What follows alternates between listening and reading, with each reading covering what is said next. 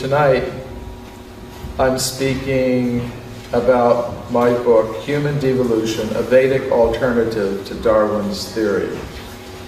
But I'll review a few things that we spoke about yesterday. I'm a researcher in human origins for the International Society for Krishna Consciousness. My work is inspired by the Vedas, the ancient Sanskrit writings of India. I've presented my ideas at some of the leading scientific institutions in the world. Royal Institution in London. Например, в Королевском институте Лондон.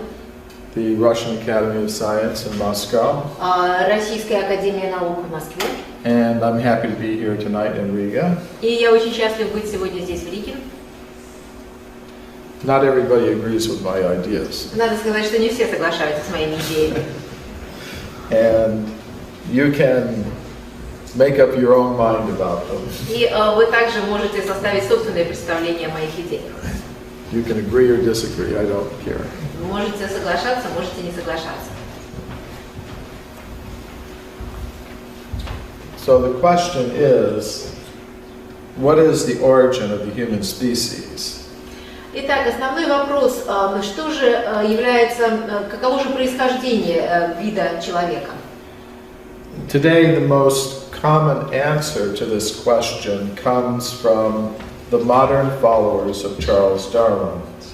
В настоящее время самый популярный вопрос, ответ на этот вопрос нам представляет теория, которая была создана Чарльзом Дарвином. And they say that a human being is just a combination of chemicals. И что эти последователи говорят? Они говорят, что человеческие существа – это просто комбинация различных химических составляющих. We are purely material beings. Мы совершенно материальные существа. Our consciousness and feelings of love are all just chemicals interacting in the brain. Наше сознание и наше ощущение любви – это всего лишь навсего игра химических составов в нашем мозгу. And when the chemicals stop interacting in the brain, there's no more consciousness, no more love. И когда эти химические составы перестают взаимодействовать в мозге, тогда у нас больше нету ни сознания, ни любви. They say our human form evolved from apes. Они говорят, что наша человеческая форма развилась от обезьян. And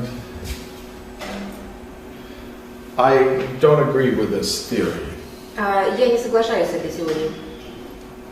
I don't agree with it for two reasons. Я с ней не соглашаюсь по двум причинам. First of all, there's scientific evidence that contradicts it. Первое – это то, что существуют научные доказательства, которые противоречат данной теории. And second, this theory has some bad social effects. И во-вторых, эта теория имеет довольно негативный социальный эффект. The goals that we set for ourselves depend on our sense of identity. Потому что те цели, которые мы ставим для себя, очень зависят от нашего самоощущения, от нашей самоидентификации. So if we think that we are just machines made of matter, our goals will become very materialistic. И если мы говорим, что мы всего лишь навсего машины, которые состоят из материальных частиц, то тогда и все наши цели будут также очень материалистичными. We will think that to produce and consume more and more material things is the main purpose of human life. Мы будем думать, что основной целью человеческой жизни является производство и потребление как можно большего количества материальных вещей. And I believe this is one of the causes of our environmental crisis. И я думаю, что это одна из причин нашего кризиса окружающей среды. The evolutionists tell us we are not only machines made of matter, we are machines made of matter in competition with each other for survival. И сторонники теории эволюции также говорят, что мы не только являемся механическими машинами, но также мы являемся теми машинами, которые соревнуются, конкурируют между собой для того, чтобы выжить.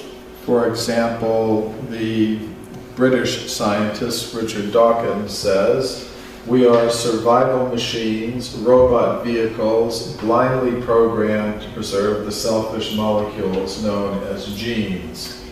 Один британский ученый, которого зовут Ричард Докинс, сказал следующее: мы являемся машинами для выживания, машинами-роботами, которые слепо запрограммированы для того, чтобы сохранять эгоистичные молекулы, которые называются генами. So this mentality produces a lot of conflict in the world. И подобная ментальность производит или же дает очень большую почву для конфликтов в мире. Conflict among individuals. Конфликтов между индивидуальными существами. Conflict among classes. Конфликтов между классами. Conflict among nations. Конфликтов между нациями. Conflict among religions. А также конфликтами между религиями. So, I think this theory has some bad social effects. И поэтому я думаю, что эта теория имеет очень негативный социальный эффект. So how can we change these things? Как мы можем изменить такие вещи?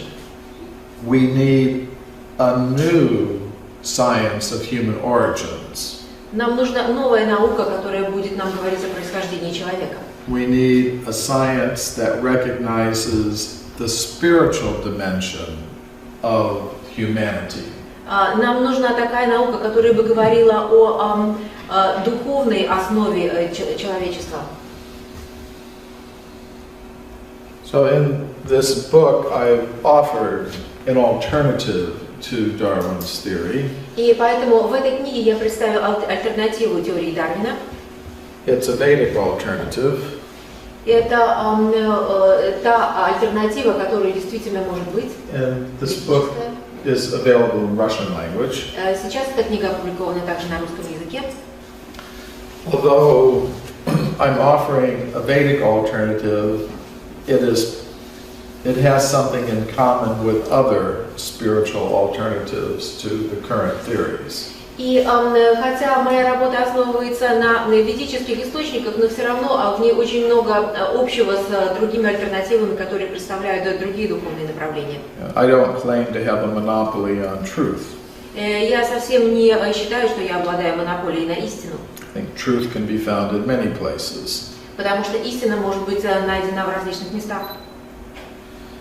The first thing I want to show is that we really do need an alternative explanation of human origins. И, во-первых, я бы хотела сказать, что мы действительно нуждаемся в альтернативном объяснении происхождения человека. Now, last night I presented a lot of archaeological evidence that contradicts the current theories of human origins. И вчера вечером я представила очень много археологических доказательств, которые не совпадают с действующей теорией происхождения человека. Most scientists today believe that human beings like us first appeared about 100,000 years ago. И большинство ученых сейчас полагают, что первые люди появились у нас 100 тысяч лет тому назад. And they say before that there were no human beings like us. И они говорили, что до этого времени не было людей, которые были подобны нам. There were only different kinds of ape men. Были просто различные виды человекоподобных обезьян. And before that, primitive apes and monkeys. А до этого были просто примитивные обезьяны.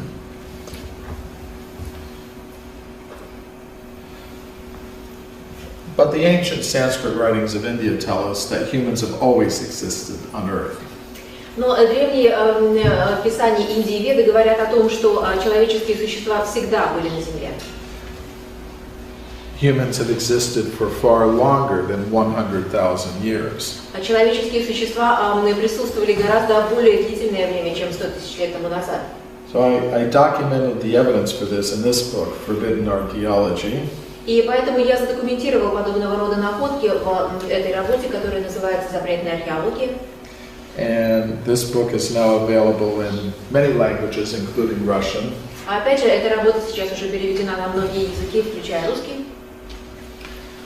Now the evidence I write about in these books is not very well known because of a process of knowledge filtration that operates in the world of science. И те доказательства, которые я представил, не очень хорошо известны научному сообществу из-за так называемой системы фильтрации знаний. We can call this blue box the knowledge filter. Мы можем назвать этот синий ящичек как фильтр знаний. It represents the fixed ideas many scientists now have about human origins. И он представляет из себя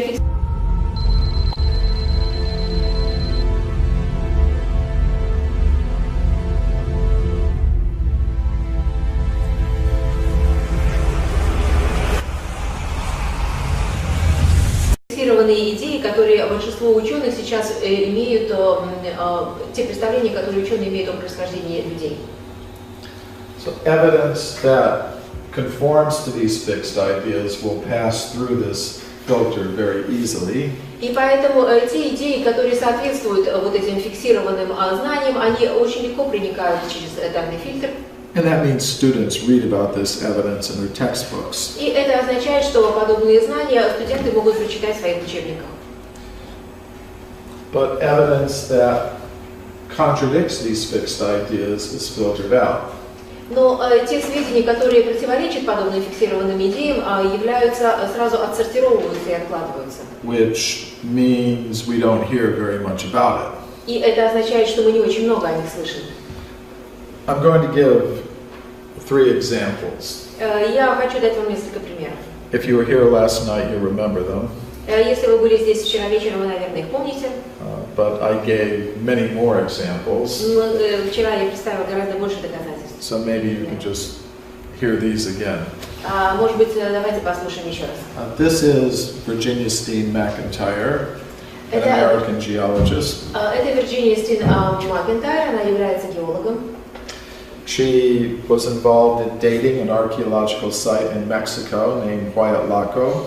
И она принимала участие в археологических раскопках в Мексику, в местечке, которое называется Huayatlaco. This is the excavation there. Это как раз и есть раскопки. The archaeologists discovered many human artifacts. И там археологи обнаружили очень много человеческих артефактов. And they wanted to know how old they were.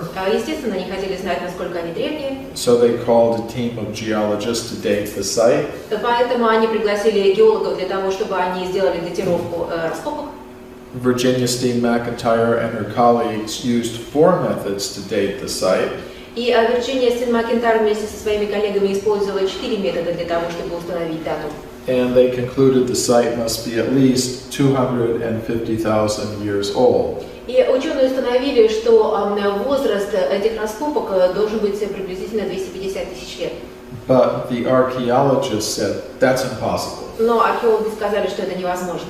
According to their theories, human beings capable of making the artifacts did not exist 250,000 years ago. В соответствии с их мнением, человеческие существа, которые могли произвести подобные артефакты, не существовали 250 тысяч лет тому назад. They had not evolved yet. Потому что они еще не развились. So the archaeologists refused to publish the age for the site given by their own team of geologists. И поэтому археологи не стали публиковать данные о возрасте этих раскопок, которые были даны самими геологами. So Virginia Steen McIntyre and her colleagues independently published the age for the site. И поэтому Вирджиния Стин Макентайр вместе со своими коллегами независимо опубликовали данные о возрасте. But when they did that, they got a very negative reaction from their colleagues in the scientific world. Но когда эти данные были опубликованы, тогда они неожиданно получили очень много негативных откликов от своих коллег, а также вообще от научного мира. Virginia Steen McIntyre wrote, not being an anthropologist, I didn't realize how deeply woven into our thought the current theory of human evolution has become. Our work at Huayatlaco has been rejected by most archaeologists because it contradicts that theory, period. И здесь она говорит в своей работе о том, что, не будучи антропологом, я никогда не подозревала, насколько глубоко в нас вошла мысль о теперешней теории эволюции человечества. И наша работа в Huayatlaco была отвергнута большинством археологов, потому что она полностью противоречит этой теории. To put it more briefly, the dates she got were rejected because they contradicted the theory of evolution. То есть, если говорить кратко, ее идеи были отвергнуты, потому что они полностью противоречат существующей идее. In 1979, Mary Leakey found footprints at a place called Laetoli in the country of Tanzania in East Africa. И в 1979 году другая ученая Мэри Лики нашла отпечатки ноги, которые соответствовали современному человеку в Танзании, в местечке. They were found in layers of rock almost 4 million years old. И эти отпечатки были найдены в каменных остатках, которым было, по крайней мере, 4 миллиона лет. And she said they're exactly like modern human footprints. И она говорит то, что эти отпечатки полностью соответствуют отпечаткам ноги современного человека. Other scientists also agreed. The paleontologist Tim White said, "Make no mistake about it, they are like modern human footprints." И с этим абсолютно согласен палеонтолог Тим Уайт, который говорит, что не надо ошибаться по поводу этих отпечатков, они действительно совершенно идентичны отпечаткам ноги современного человека. But neither Mary Leakey nor Tim White believed the footprints were made by humans like us. Но ни один из этих ученых в действительности не верил в то, что эти отпечатки были оставлены такими существами, как мы. They were evolutionists. Они были эволюционистами. And they did not think that humans like us existed 4 million years ago. И, естественно, они не думали, что такие люди, как мы, существовали 4 миллиона лет тому назад. So how did they explain the footprints? Как же они объяснили появление этих отпечатков? Well, they proposed there must have been some ape man who had feet exactly like modern human feet, and that's how the footprints were made. Они это объяснили следующим образом, что существовали обезьяноподобные существа, у которых ноги были точно такие же, как у современного человека. Именно от этих ног и остались отпечатки. And that's an interesting idea. Это очень интересная идея. But there's no physical evidence to support it. Но нет никакого физического доказательства. We have the skeletons of the ape men who existed 4 million years ago. У нас есть отпечатки ступней тех обезьяноподобных существ, которые существовали 4 миллиона лет тому назад. They're called Australopithecus. Они называются австралопитеками. Australopithecus has a foot that is not like that of a modern human being. И австралопитеки, их ступни совершенно отличаются от ступней современного человека. The foot of Australopithecus is like that of a chimpanzee with very long toes. И ступня австралопитека больше похожа на ступню шимпанзе с очень длинными гибкими пальцами. So what did Mary Leakey actually find? И что же на самом деле нашла Мэри Лики? I believe she found evidence that humans like us were present 4 million years ago. Я думаю, что она нашла доказательства того, что люди, подобные нам, были уже 4 миллиона лет тому назад. In the 19th century, gold was discovered in California. И в 19 веке в Калифорнии обнаружили золото. To get the gold, the miners dug tunnels in the sides of mountains. И для того, чтобы добыть это золото, шахтеры начали пробивать шахты внутрь горы. This mountain is called Table Mountain because it's flat on top like a table. И эта гора называется Столовая гора, потому что ее верхушка плоская, как стол. Deep inside the tunnels in the solid rock, the miners found human artifacts and human bones. И надо сказать, что внутри этой горы шахтеры обнаружили артефакты, а также останки людей. The human bones and artifacts were found in layers of rock that belonged to the geological period called the Eocene. И надо сказать, что эти артефакты, человеческие остатки, залегали в том пласте, который относится к эпохе Эоцена. Actually, they belong to the early Eocene. Вообще они принадлежали раннему Эоцену. And that means they're about 50 million years old. И это означает, что их возраст 55 миллионов лет. These discoveries were reported to the scientific world by Dr. Whitney. И эти изыскания были представлены мировому научному сообществу геологам доктором Уитни. He was the chief government geologist of California. Он был самым главным правительственным геологом Калифорнии. His report was published by Harvard University. Его отчет был опубликован университетом Гарварда. But we don't hear very much about these discoveries today because of the process of knowledge filtration. Но мы не очень много слышим сегодня о подобных находках именно из-за процесса фильтрации знаний. This is the anthropologist William Holmes. Это антрополог Уильям Холмс. He said, if Dr. Whitney had understood the theory of human evolution, he would not have published his report. Который сказал, если бы доктор Уитни вообще понимал теорию человеческой эволюции, то тогда подобную работу он вообще не опубликовал. If the facts did not support the theory of evolution, they had to be rejected. То есть, если факты не подтверждают теорию эволюции, то они должны быть отвергнуты. And that's what happened. И именно это и произошло. But some of the artifacts from the California gold mines are in the collection of the Museum of Anthropology of the University of California. И сейчас те артефакты, которые были найдены в Калифорнии, принадлежат Музею антропологии Калифорнии. They're not displayed to the public.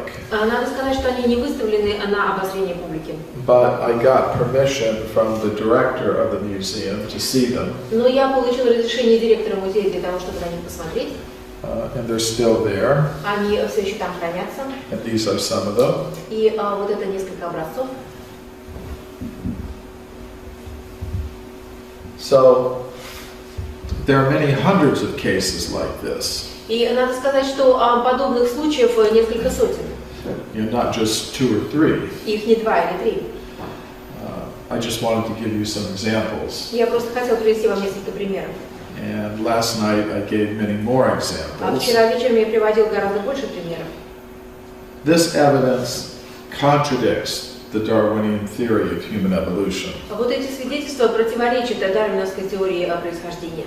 which means we need new explanations for human origins. И это означает, что нам нужно другое объяснение происхождения человека. And in this book I've offered an alternative explanation. И в этой книге я как раз предложил альтернативное объяснение. Now, before we even ask the question, where did human beings come from, we should first ask the question, what is a human being? Но прежде чем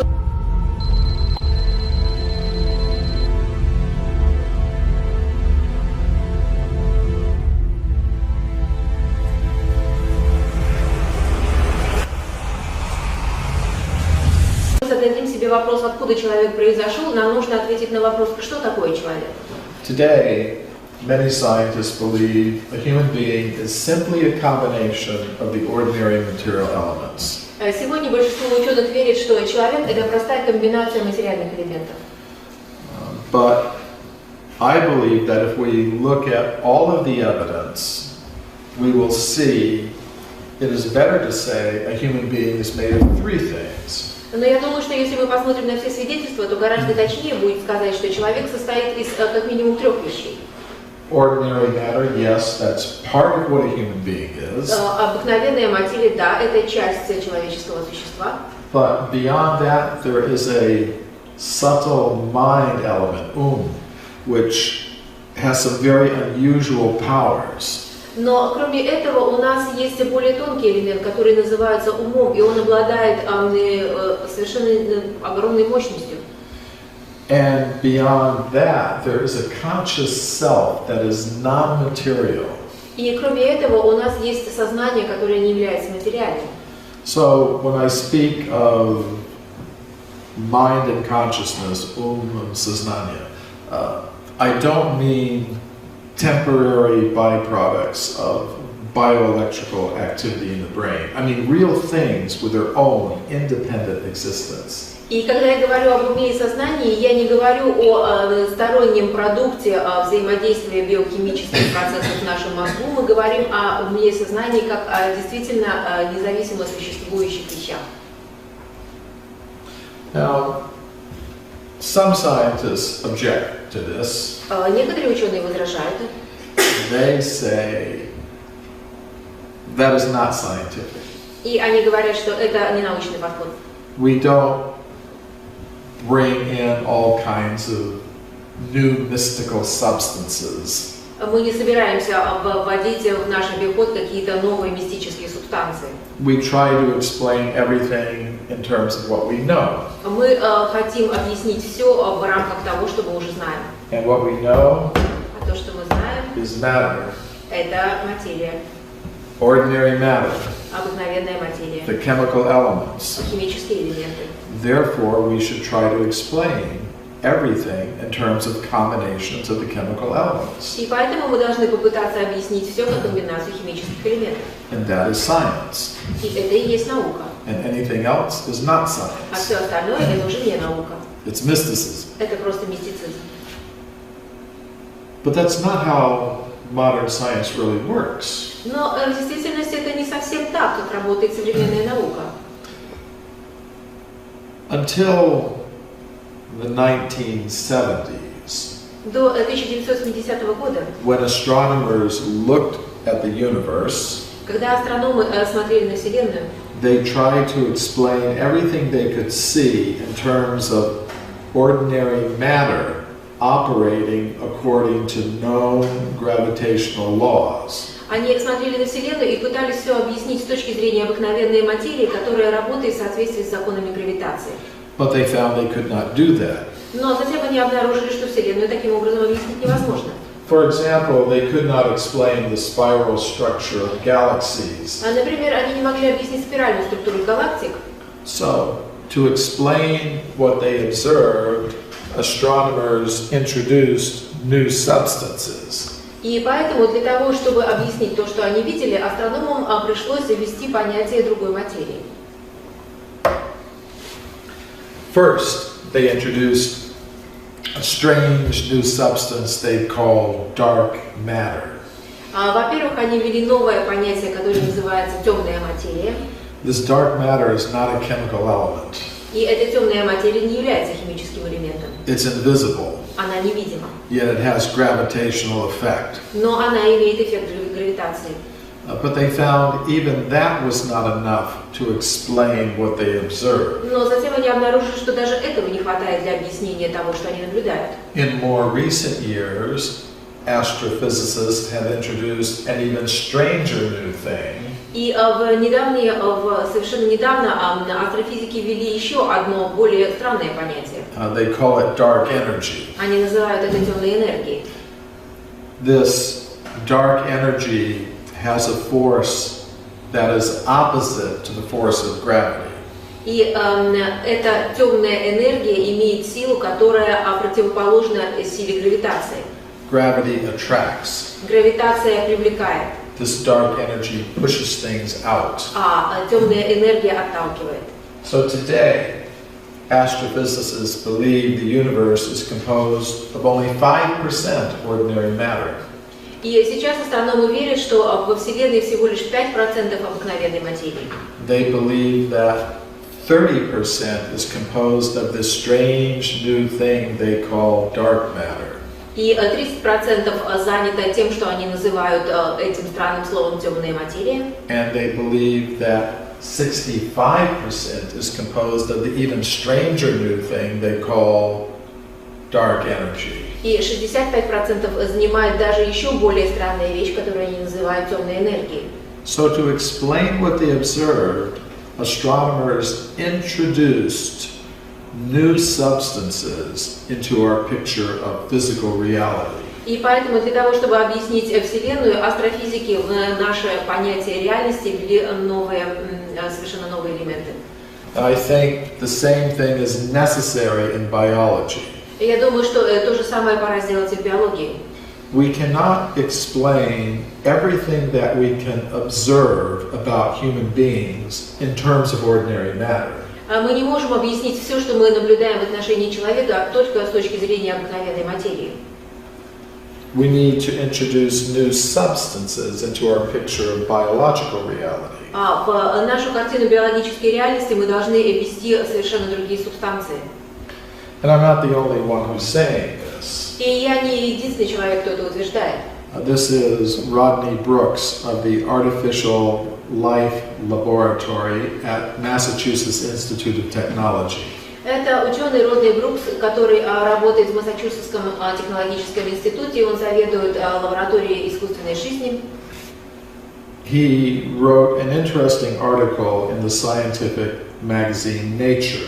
И он написал очень интересную статью в научном журнале Nature. It's the most important scientific publication in the world. Надо сказать, что этот журнал является самым основным ученым изданием в мире.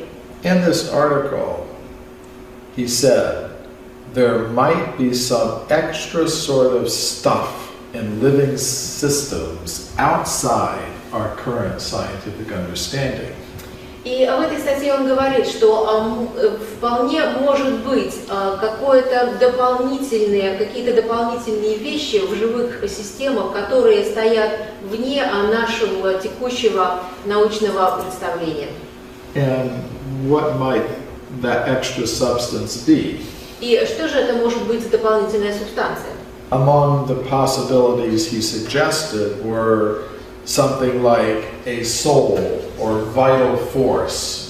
И одно из его предположений, одно из возможностей, которую он назвал, это душа или же то, что называется жизненной силой. So I agree with him. И я с ним согласен. So I think we need to add to our picture of biological reality a subtle mind element with some very unusual powers. И я думаю, что в наше представление о биологической реальности мы должны добавить еще один элемент ума, который обладает очень необыкновенными свойствами. And we also need to add the substance of consciousness. А также мы должны добавить субстанцию сознания. And there's some scientific evidence for these things. И здесь есть определенные научные свидетельства этому.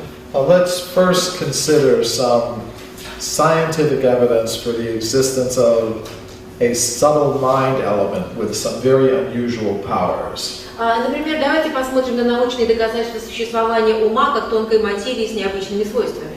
Now, mind is something like air. Ум – это что-то подобное воздуху. And we can't see air. Мы не можем видеть воздух. But when air moves over an element we can see, like water, we can observe its effect. Но когда воздух движется над такими элементами, например, как вода, мы можем увидеть, как воздух действует. We can see waves forming. Мы можем видеть формирование волн. So we can't see mind.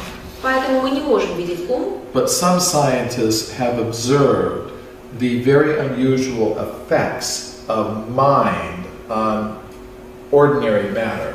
Но некоторые ученые наблюдали эффект, который производит ум на обыкновенную материю. So these evidences are not very well known because of this process of knowledge filtration that I spoke about earlier. Надо сказать, что эти свидетельства не очень широко известны именно из-за системы фильтрации знания, которую я уже сказала. I'll give some examples. Я вам приведу несколько примеров. This is the English scientist Alfred Russel Wallace. Это английский ученый Альфред Рассел Уоллес. He was the colleague of Charles Darwin. Он был коллегой Чарльза Дарвина. The theory of evolution was proposed by both of them together. И надо сказать, что теория эволюции была предложена обеими учеными. For a long time, the theory of evolution was called the Wallace-Darwin theory. И в течение многих лет теория эволюции называлась теория Уоллеса-Дарвина. But now it's just called the Darwin theory. Но сейчас ее называют только теорией Дарвина. Because Wallace began investigating paranormal phenomena. Потому что Уоллес начал изучать паранормальные явления. And Darwin became very angry with him. Дарвин на него очень рассердился. He said, you shouldn't become involved in these И things сказал, не надо вообще увлекаться в подобные вещи, because it will kill our theory. потому что это убьет нашу теорию. But Wallace continued his research. Но Уоллес продолжил свои исследования. He did this research with another English scientist, Sir William Crookes. И он делал исследования с другим ученым, которого звали сэр Уильям Крукс. Crooks was a prominent physicist. Надо сказать, что Крукс был очень выдающимся физиологом. He was a president of the Royal Society, England's top scientific institution. Надо сказать, что он был председателем Королевского общества, то есть самого главного научного органа. So these two scientists did research with mediums. И эти два ученых провели исследования медиумов. Mediums are people who have some very strange mental powers. Медиумы — это те люди, которые обладают очень странными ментальными способностями. One of the mediums they investigated was a man named Daniel Douglas Hume. И один из медиумов, которых они исследовали, был Дэниел Даглас Хьюм. So he could do some unusual things. Он мог творить совершенно необычные вещи. For example, he could take a musical instrument, an accordion, and hold it with one hand at the top, and the instrument would play very elaborate tunes. Например, он мог держать подобную гармонику за один конец, и в то же самое время эта гармоника могла начинать играть различные очень интересные мелодии. So these two scientists decided to test him. И поэтому двое ученых решили его протестировать. First they thought maybe he's using some trick instrument. Сначала они думали, что этот инструмент с каким-то подвохом. So they bought a new instrument from the music store to use in their experiments. И поэтому для эксперимента они купили совершенно новую гармонику из магазина. And then they thought maybe somehow he's like a magician, very expertly getting his other hand down on the keys. А потом они подумали, что может быть он как волшебник, как трюкач, просто руку где-то подсовывал и играл на этой гармонике. So to prevent him from doing that, they built a cage. И чтобы не допустить этого, они сделали вот такую клетку. So he had to hold the accordion at this end. Чтобы он держал гармонику только за этот край. The keys are down here. А ключи, кнопочки, они находились внизу. So the cage prevents him from touching the keys with his other hand. И поэтому эта сетка предотвращала прикосновение руки к другому концу. So they made the experiment like this. И они вот проделали подобный эксперимент. Hume is sitting here. Хьюм сидел здесь. He must put his other hand on the top of the table. Другую руку он держал на поверхности стола. With one hand, he's holding the accordion. Одной рукой держал аккордеон. And the keys are down here. И ключи, клавиши находились внизу. So they found that under these conditions, he could still cause the accordion to play very elaborate tunes. И они обнаружили, что даже в таких условиях он мог заставить гармонику играть очень сложные вещи. But it doesn't stop there. Но на этом все не остановилось. Both of these scientists said Оба этих ученые заявили, they saw him take this hand out of the cage.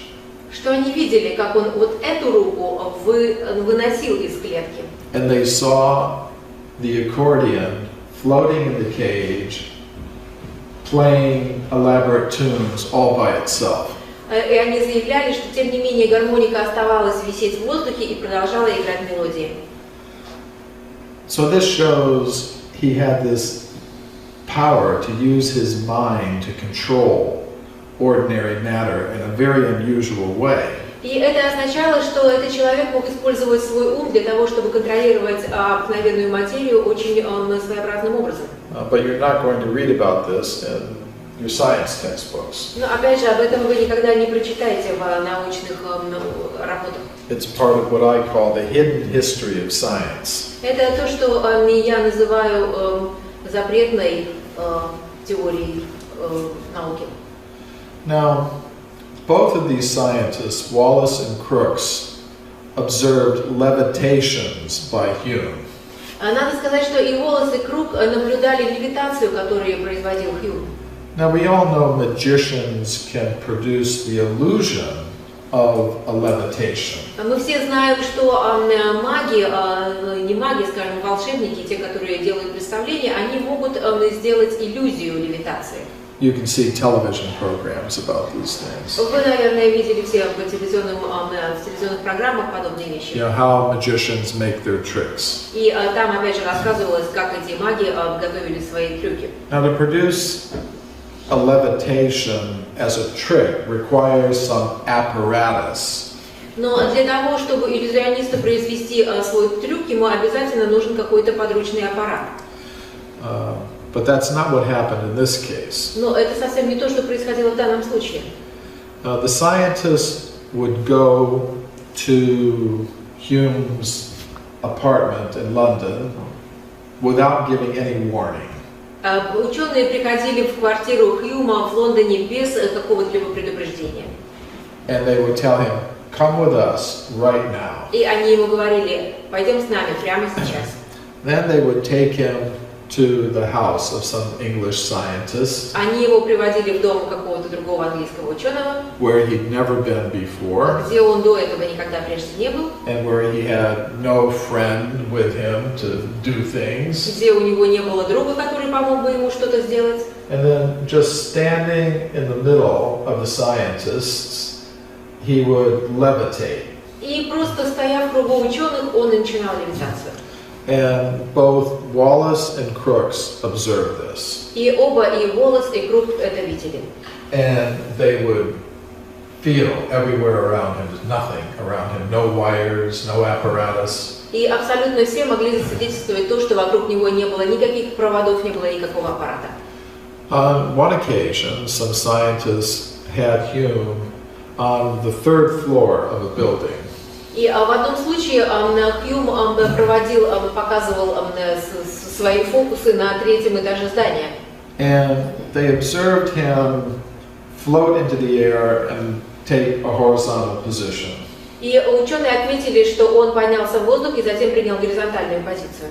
Then he floated out the window Затем on он the third вылетел floor, из окна третьего этажа, and then came in another window вошел, влетел в другое окно in horizontal position, и переменил свою позицию. and then he assumed the vertical position and came down to the floor. И с вертикальной позиции он уже опустился на пол. And these very prominent scientists observed these things. И все выдающиеся ученые действительно это видели.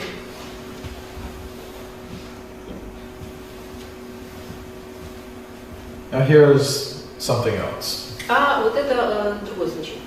Every physics student learns about the work of Pierre and Marie Curie. Любой студент физика изучает работы Пьера и Мари Кюри. They were husband and wife. Они были муж и жена. They both got Nobel Prizes for their work in discovering radium and other things. Они получили Нобелевскую премию за открытие радиума и другие вещи. And you read about this in every physics textbook. И об этом вы можете прочитать в любом учебнике физики. What we don't read in the physics textbook is that they were heavily involved in paranormal research. Но что мы не прочитаем в учебнике по физике, это то, что эти ученые также очень плотно занимались проблемой паранормальных явлений. They were part of a group of 20 prominent European scientists who were conducting such research in Paris early in the 20th century. Они были частью группы из 20 человек, самых выдающихся ученых Европы, которые производили свои эксперименты в Париже. The group did 2 years of experiments with an Italian medium named Eusebio Palladino. И эта группа производила в течение 2 лет опыты над итальянским медиумом, которого звали Палладино. And this woman had some very unusual mental powers. У него были очень необычные ментальные силы. They did these experiments in the psychology lab in Paris. Они проводили эксперименты в лаборатории психологии в Париже. Not in somebody's dark living room. А не в какой-то в чьей-то гостиной. Let me borrow this chair for a moment. So, on one occasion, they had the medium in the laboratory, and she was sitting in a chair, В одном случае, значит, медиум сидел в лаборатории на стуле. And Marie Curie was holding her hands. Мария Кюри держала руку этой женщины-медиума. Other scientists were holding her feet.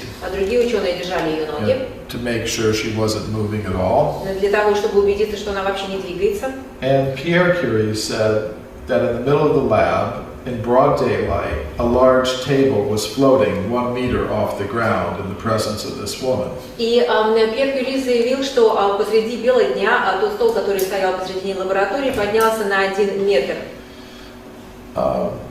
So, after 2 years of such experiments and results, the entire group of scientists, including 5 Nobel Prize winners, signed documents saying these things are absolutely true.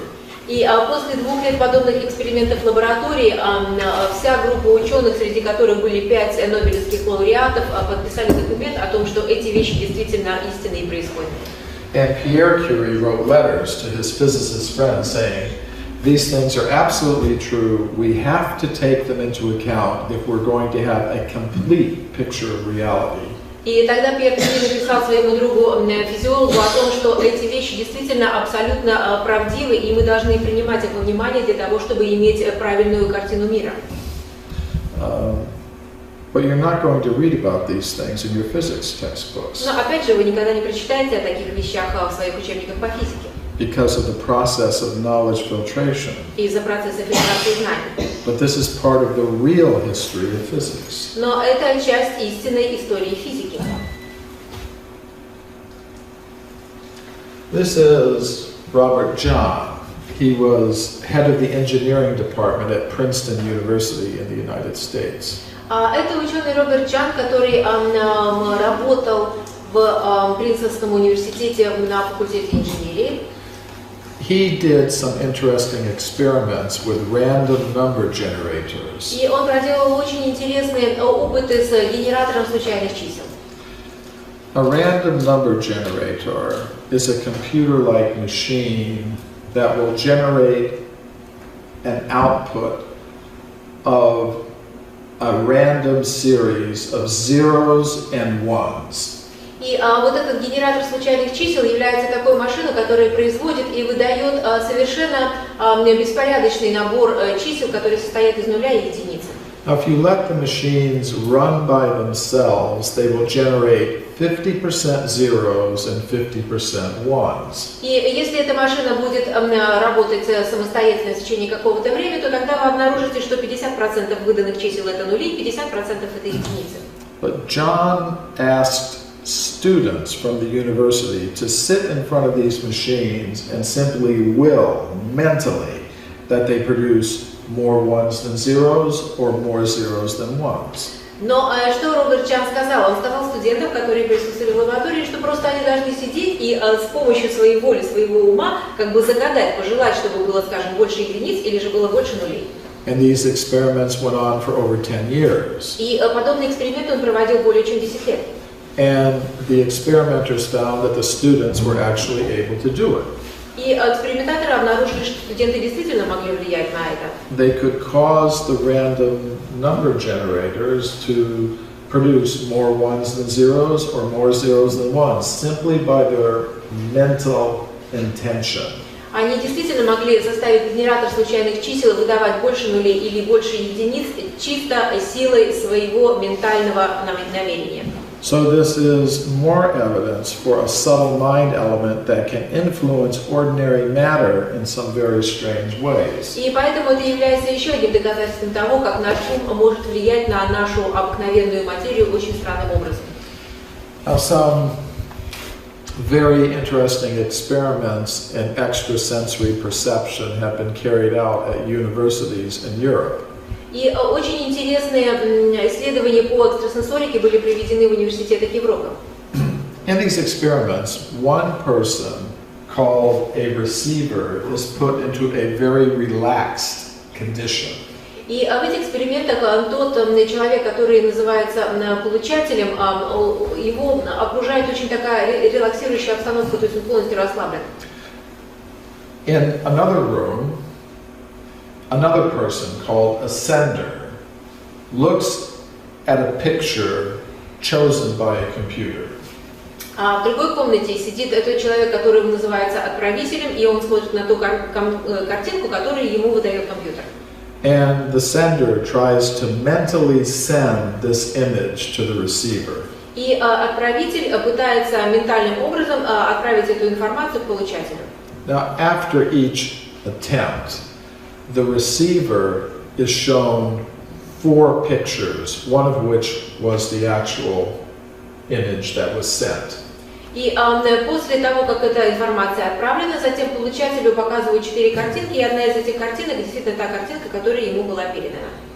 And the receiver has to choose which of the 4 images was the target image. И затем получатель уже должен был выбрать одну картинку, которая соответствовала полученной информации. Now, if you run this experiment tens of thousands of times, И если вы проведете подобный эксперимент десятки тысяч раз, and you assume there is no paranormal effect, и если вы подразумеваете, что нету паранормального эффекта, then you will expect the receivers will pick the correct image 25% of the time, 1 time out of 4. и тогда вы должны обнаружить, что получатель правильно угадывает где-то 25% информации.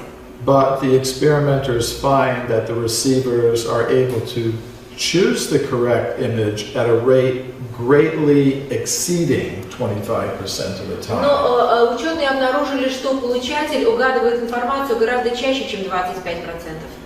Indicating that mentally they are able to receive the image sent by the sender mentally. И это означает, что получатель действительно может получить информацию, которую он отправил ментальным образом отправителю. So, if we want to speak about human origins, we cannot just talk about the chemical elements. И поэтому, если мы хотим говорить о происхождении людей, то мы не должны говорить только о химических соединениях. We have to take into consideration this subtle mind element with its very unusual powers. Мы должны принять во внимание этот тонкий элемент с совершенно необычными свойствами. Now, what about scientific evidence for a conscious self that can exist apart from the body? Ну и какое же у нас есть научное доказательство сознанию, которое существует отдельно от тела? There is such evidence. Такие свидетельства есть. It comes from medical studies of out-of-body experiences. Эти доказательства происходят от медицинского изучения опытов, которые были получены вне тела.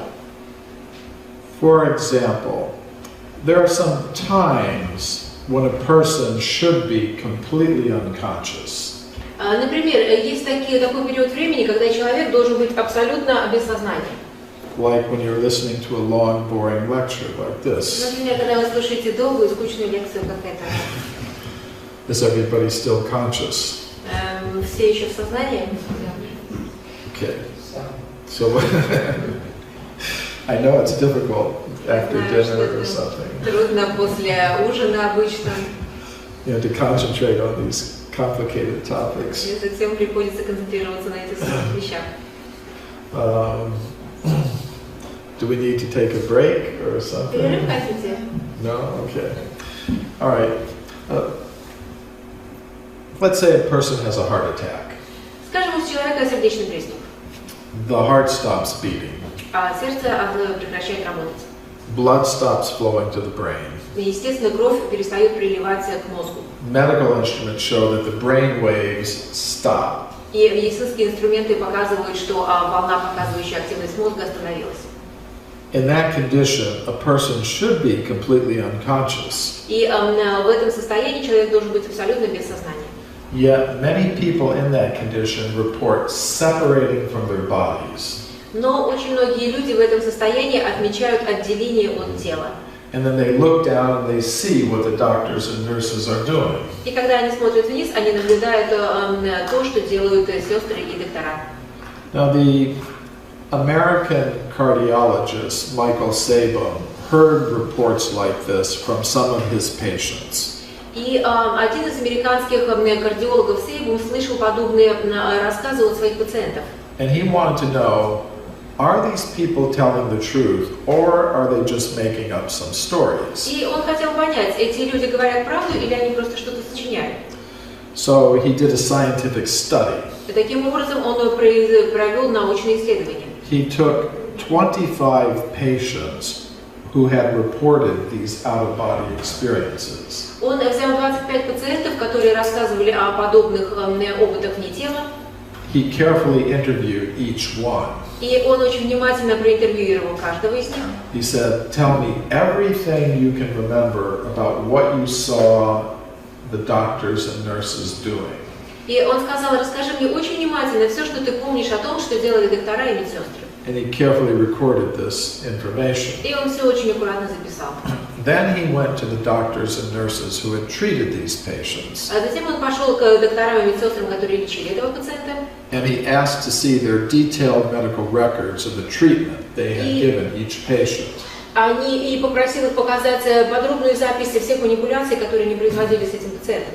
And the treatment is not exactly the same in each case. It's different. И надо сказать, что в каждом случае для каждого пациента лечение было различным.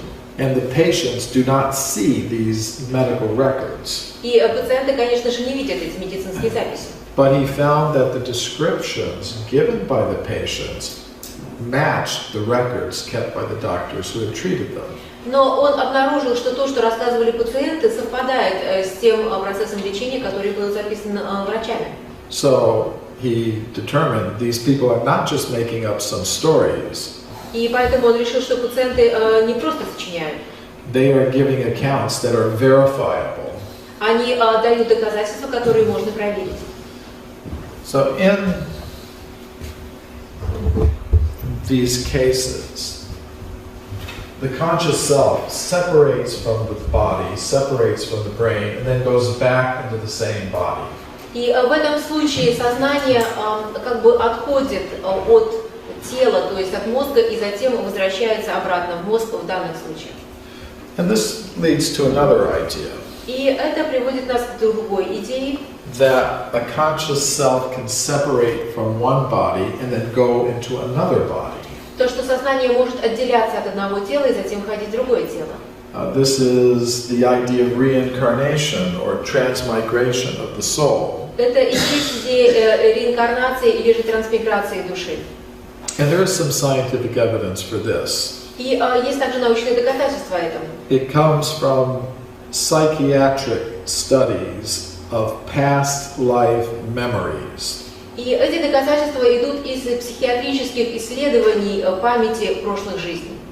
For example, the psychiatrist Ian Stevenson and his colleagues studied thousands of cases of past life memories reported by very young children.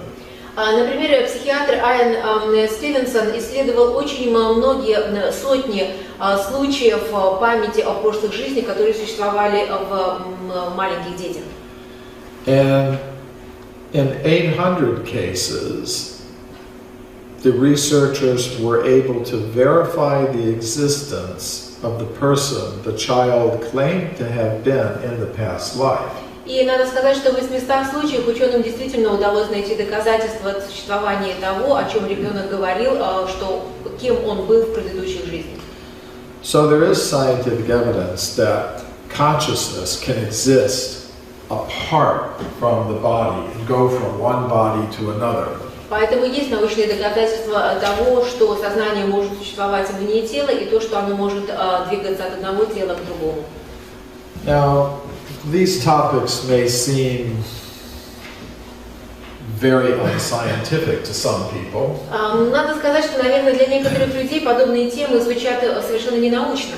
They may wonder, how can we accept these things? How can we take these things seriously? Возможно, они думают, как мы вообще можем воспринимать эти вещи серьезно. Now, there was a famous scientist named Carl Sagan. Был очень известный ученый, которого звали Карл Саган. And he was very skeptical about these things. Он очень скептически относился к подобным вещам. But even he wrote in his last book, there are 3 claims in the extrasensory perception field which deserve serious study. 1, that by thought alone humans can affect random number generators in computers. 2, that people under mild sense deprivation can receive thoughts or images projected at them. And 3, that young children sometimes report the details of a previous life. И в своей последней книге он написал подобные слова, что есть по крайней мере 3 вещи об экстрасенсорном восприятии, которые заслуживают серьезного изучения. Первое – это тема, то, что только силой своей мысли человек может повлиять на генерацию случайных чисел из компьютера. Вторая тема – это то, что под небольшой сенсорной депривацией люди могут получать мысли или же образы, которые проецируются на них. И третья тема – это то, что маленькие дети иногда говорят о деталях своей предыдущей жизни. Now, I don't agree with Carl Sagan that these are the only 3 things that are worthy of serious study. Я не совсем согласна с Карлом Саганом по поводу того, что вот эти 3 вещи и только они заслуживают серьезного изучения. But just these 3 things alone are enough to make the point I'm trying to make. Но даже эти 3 вещи вполне достаточно для того, чтобы подтвердить то, о чем я хочу сказать. There is scientific evidence for a subtle mind element with very unusual powers. О том, что есть действительно очень тонкие элементы, которые обладают очень серьезными качествами. There is scientific evidence for a conscious self that can exist apart from the body. Есть действительно научные доказательства того, что само сознание может существовать вне тела. So, if we want to talk about human origins, we have to talk about matter, mind, and consciousness. И поэтому, если мы хотим говорить о происхождении людей, то мы должны принимать во внимание материю, ум и сознание. We have to talk about them as separate substances with their own independent existence. Мы должны говорить об этом как о независимых субстанциях, которые обладают собственным существованием. And we have to think how they came together И мы должны подумать о том, как они сошлись вместе in the human form. в человеческой форме. And this leads to another idea И это ведет нас к другой идее, that we live in a multi-level cosmos. того, что мы живем в многоуровневом космосе. There's one level of the cosmos dominated by ordinary matter. Есть один слой этого космоса, в котором доминирует обыкновенная материя. It's inhabited by beings adapted to the conditions there. И там обитают существа, которые адаптированы к существованию в этой сфере. That's where we find ourselves now. И именно там мы находимся сейчас.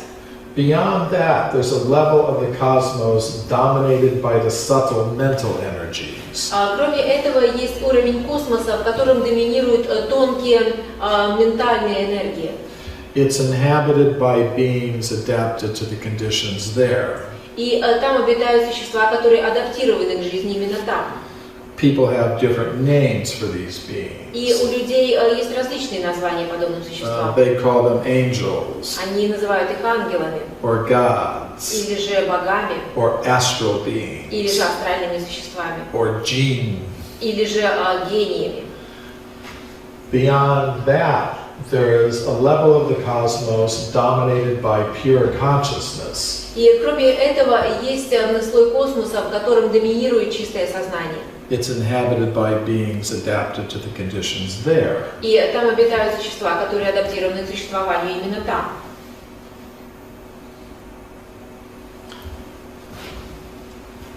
This idea of a multi-level cosmos was dominant in Europe in the Middle Ages. Надо сказать, что эта идея многоуровневого космоса была доминирующая в Европе Средневековья.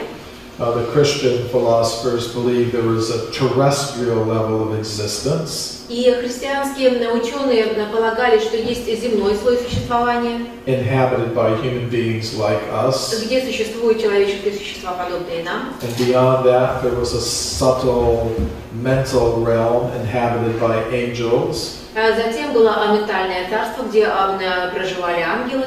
And finally, a purely spiritual level inhabited by God. И затем чисто духовное измерение, где обитал Бог. And we find similar ideas in most of the world's cultures. И подобные же идеи существуют в большинстве мировых культур. The Egyptian, the Greek, the Roman, the Chinese. Египетская, римская, китайская, Slavic. славянская. But many people today do not have very much belief in writings of ancient cultures. Но сейчас современные люди не очень верят в те писания, которые оставили древние культуры. They want to know what kind of evidence is there that we can observe today that would lead us to think we're existing in a multi-level cosmos with all kinds of beings at different levels. Они думают, а какие же сейчас могут быть доказательства того, что мы действительно существуем в космосе с многими уровнями. Here are some categories of such evidence. И здесь представлены некоторые категории подобных свидетельств. Communications from spirits of departed humans Первое – это коммуникация от духов умерших людей, that are received by humans existing on our level. которые принимаются человеческими существами, живущими в нашем мире, на нашем уровне. Second is possession of the bodies of humans on our level by spirits of departed humans. Второе – это когда дух умершего человека вселяется в тело живущего сейчас человека. Third, apparitions of spirits of departed humans. Третье – это привидение духов умерших людей. Four, possession of the bodies of living humans by spirits of superhuman beings. И обладание человеческим телом теми существами, которые являются сверхлюдьми. And these superhuman spirits may be of either a divine or demoniac nature. И эти сверхчеловеческие духи могут быть божественного происхождения, а также происхождения демонического. Five, apparitions of superhuman beings. Пятое – это привидение вот этих сверхчеловеческих существ. And then six, we have the modern UFO alien abduction kinds of reports. И шестое – это то, что мы сейчас имеем отчеты о современных случаях похищения людей инопланетянами, а также современные случаи появления инопланетян. I'm going to give one example of each category of evidence. И я дам один пример на каждую категорию свидетельств. Do you want to hear them? Хотите послушать? Okay. Not tired? Не устали? Don't want to break? Перерыв не хотите?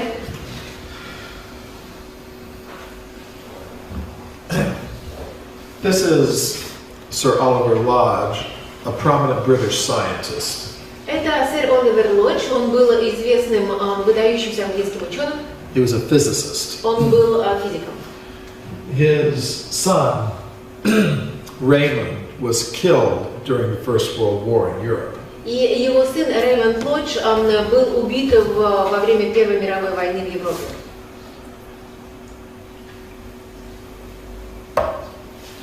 So, he wanted to establish contact with the spirit of his son. И он хотел установить контакт с духом умершего сына. So he went to a medium, Gladys Leonard. И тогда он пошел к медиуму, к Гладис Ленард. She was an American medium who was living in England. Она была американской медиумом, которая проживала в Англии. Now, he went to her in disguise. Он пошел к ней под секретом, он не выдал свою идентичность. Without revealing his real identity. Он не говорил, кто он на самом деле является. And through this medium, he was able to get communications from the spirit of his lost son. И через этого медиума он смог установить контакт с духом своего потерянного сына. And these communications contained information that would only have been known to his son. И через этого медиума он получил информацию, которая могла быть известной только этому сыну. And Lodge wrote a book about these experiences. И Лодж написал книгу, которая говорит о подобных опытах. Now, being a professional scientist, he was very much aware of the kinds of objections that his scientific colleagues would make. И будучи сам ученым, он прекрасно понимал, какое возмущение вызовет подобная работа среди его коллег.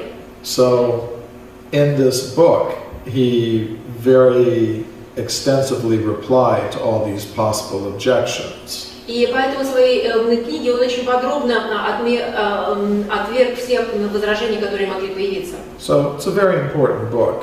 Поэтому это очень важная книга.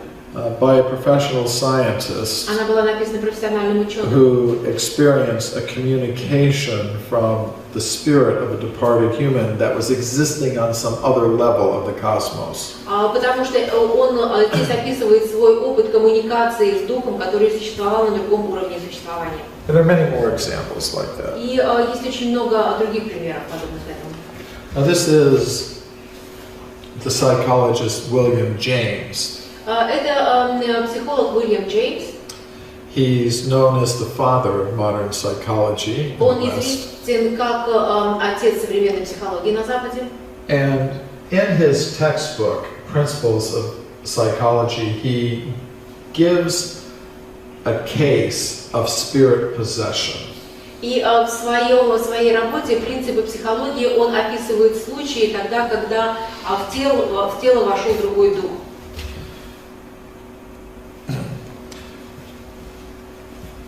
The case is called the Watseka Wonder. Этот случай называется удивительный случай Уатсека. Watseka is a small town in the state of Illinois in America. И Уатсека — это маленький городок в штате Иллинойс в Америке. So this girl named Lorenzi Venom lived in this town with her parents. Вот эта девочка Лоренци Веном жила в этом городке вместе со своими родителями. And she lived quite an ordinary life Она вела абсолютно обыкновенную жизнь. until one day she started going into trance states. До тех пор, пока она в один прекрасный день не начала впадать в состояние транса. And in these trance states, she encountered spirits of departed humans. И в этом состоянии транса она встретилась с духом умершего человека. One of them was the spirit of a girl named Mary Roth. И один из этих духов был дух умершей девочки Мэрилин Рофф. And Mary Roth told her, I want to use your body to visit my parents. И Мэри Рофф сказала: я хочу использовать твое тело для того, чтобы посетить моих родителей. So, when that happened, Lorenzi felt like a stranger in her own house. И после этого, после того, как это произошло, Лоренци почувствовала, как бы в ее доме поселился какой-то незнакомец. She started talking about this Roth family. Она начала говорить об этом семействе Рофф. So her parents went and found this family И ее семья пошла и нашла это другое семейство, and brought them to the house. привела их к себе в дом. And as they were coming to the house, Lorenzi looked and said, that's my mother, that's my sister. И когда они входили, Лоренци сразу сказала, что это моя мама, это моя сестра. So both families agreed that she should go and live with the Roth family. И обе семьи договорились о том, что девочка должна жить с этой другой семьей. And she did that for several weeks. И она так и сделала на протяжении нескольких недель. And during her time there, she behaved perfectly as Mary Roth. И в течение этого визита она вела себя абсолютно так, как вела себя Мэри Рофф. And she displayed detailed knowledge of the family's history. Она показала абсолютное подробнейшее знание о семейной истории. Things that would only have been known to Mary Roth. Тех вещей, которые могли бы быть известны только Мэри Рофф. So she lived as their daughter for several weeks. И она жила вместе с ними, как их дочь, в течение нескольких недель. And then she again went into the trance states. А затем она опять вошла в состояние транса. And Mary Roth told her, okay, I've seen my family, I've seen my parents, I'm going back to where I came from. И Мэри Рофф сказала: хорошо, я побывала дома, я побывала со своими родителями, поэтому теперь я возвращаюсь обратно. And then she felt like a complete stranger in the Roth house. И тогда она обнаружила, что она абсолютно посторонний человек в доме Рофов. She became homesick for her own family. Она, конечно, начала скучать по своему дому. So both families agreed she should go and live with her original parents. И поэтому, опять же, два семейства собрались и решили, что она должна жить со своими прежними родителями.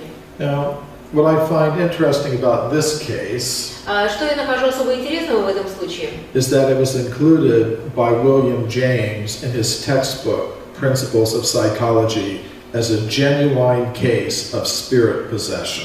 Это то, что этот случай был описан ученым в своей работе о принципах психиатрии, и он об этом случае писал как действительно совершенно истинном случае обладания духом другого тела.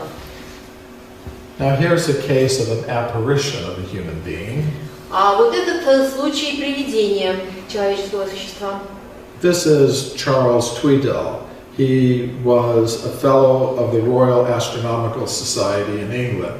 И это Чарльз Твидейл, он был членом Королевского астрономического общества. When he was a boy, he was sleeping one night in his room. Когда он был мальчиком, однажды он спал в своей комнате. And he woke up in the middle of the night. Он проснулся посреди ночи.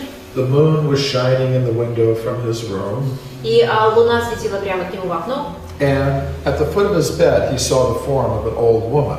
И у своих ног он увидел силуэт старой женщины. And the next morning, he went to breakfast with his mother and father. И на следующее утро он пошел завтракать со своей мамой, со своими мамой и папой. And he said, "Last night I saw the form of an old woman at the foot of my bed." И сказал, что прошлой ночью я у ног своей кровати увидел форму пожилой женщины.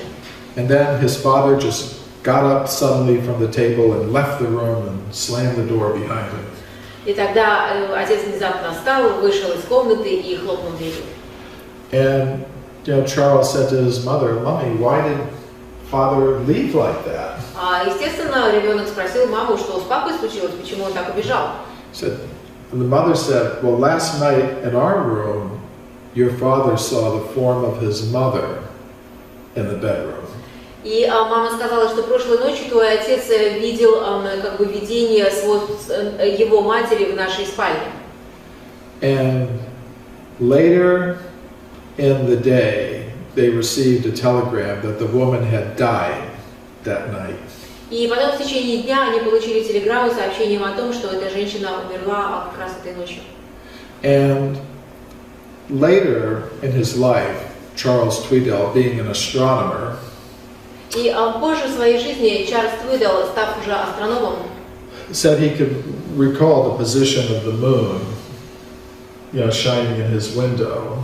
Сказал, что он может припомнить положение Луны в то время, когда она светила у него через окно. And from that he could calculate the time of the apparition. И отсюда он мог вычислить время появления привидения.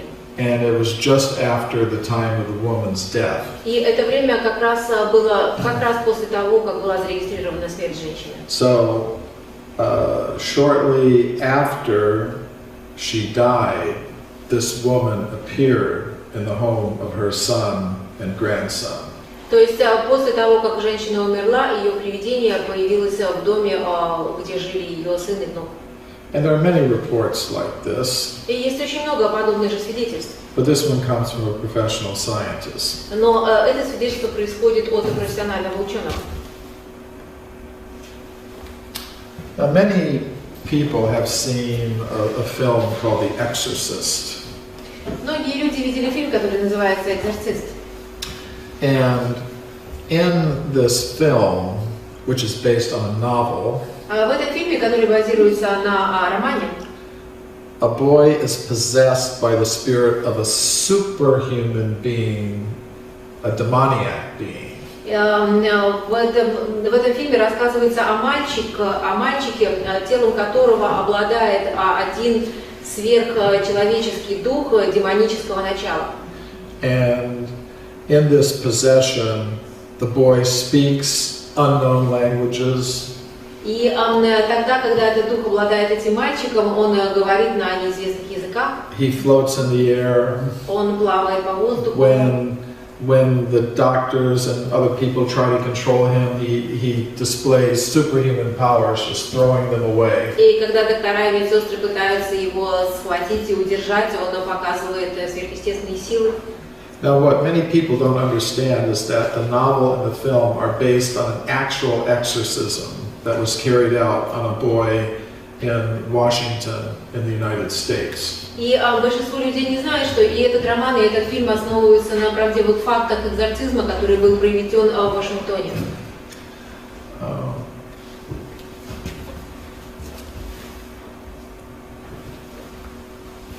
Now, there are also apparitions of superhuman beings. Есть также привидения сверхчеловеческих существ. In Europe, there are many cases of Marian apparitions, apparitions of the Virgin Mary. В Европе очень много привидений Девы Марии. And some of these are very well documented. И некоторые из этих привидений очень хорошо задокументированы. And then there's the modern UFO alien abduction type of account. Затем сейчас есть очень много свидетельств о встрече с НЛО, а также свидетельств о похищении людей инопланетянами. There are two groups of researchers who investigate this phenomenon. И есть две группы исследователей, которые сейчас уделяют внимание подобным феноменам. One group of researchers interprets the UFOs and the alien beings in strictly materialistic terms. Первая группа относится к НЛО и всем подобным явлениям только с точки зрения материализма. But another group notices some paranormal elements to the phenomenon. А другая группа признает некоторые паранормальные явления, которые существуют в подобных феноменах. Some people report being taken into the UFOs by being floated through walls. Некоторые люди говорят, что они попали в инопланетный корабль тогда, когда проплывали сквозь стены. And they report communicating telepathically with the alien beings. А также они говорили о том, что они телепатически общались с инопланетными существами.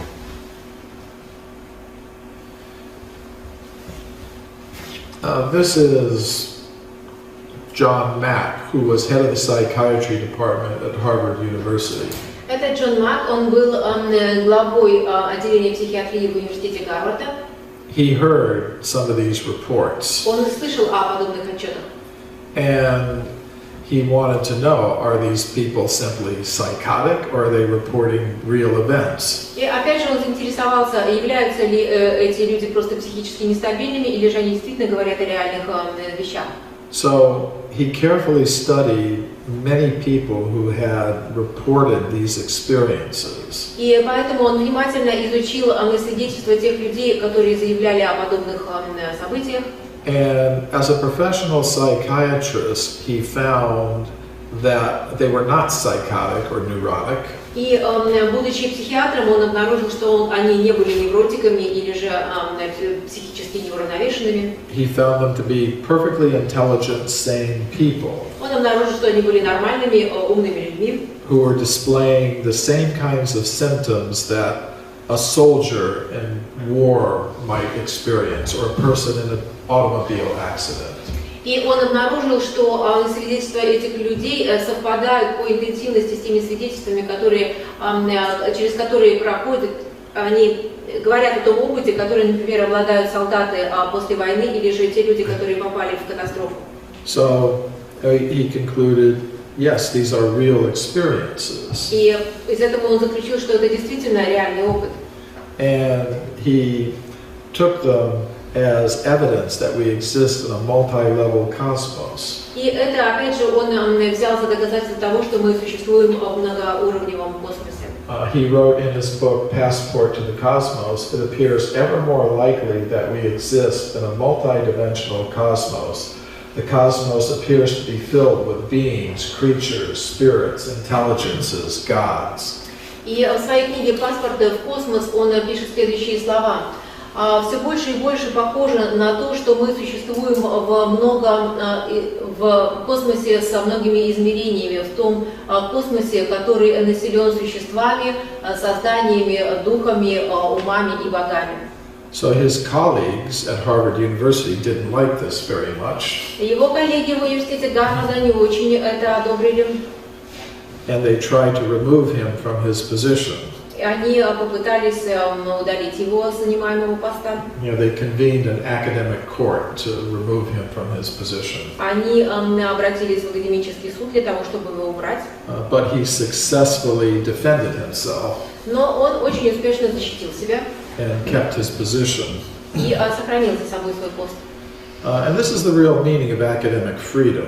И это действительно и есть истинный смысл академической свободы. Now, some people in the world of science want to have an academic dictatorship. Потому что некоторые ученые в ученом мире хотят завести академическую диктатуру, Where it's forbidden to come to such conclusions. Где совершенно запрещено приходить к подобным выводам. Where it's forbidden to investigate such topics. Где запрещено вообще исследовать подобные темы. It's like a new inquisition. Это как бы новая инквизиция.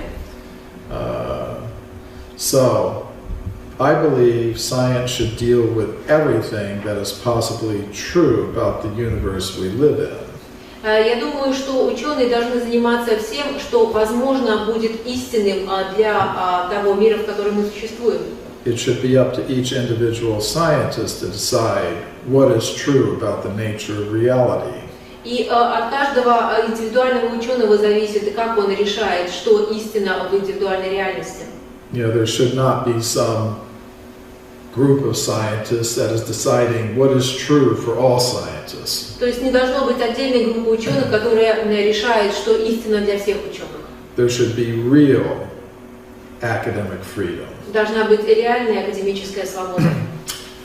So I think Dr. John Mack was a very good example of this. И поэтому я думаю, что Джон Мак был очень хорошим примером подобного. And I agree with what he says here. И я полностью согласен с тем, что он здесь говорит. So, have you had enough? Хватит уже, Because there's more. потому что есть еще о чем говорить. Should we go on?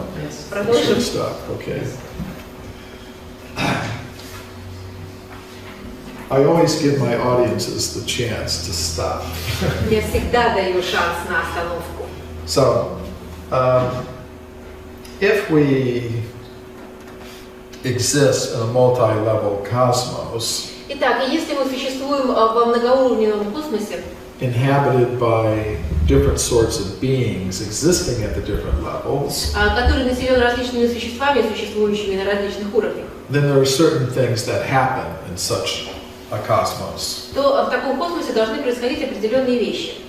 One thing that happens is travel from one level to another. Первое, то, что я хотела заметить, это, скажем, путешествие с одного уровня на другой.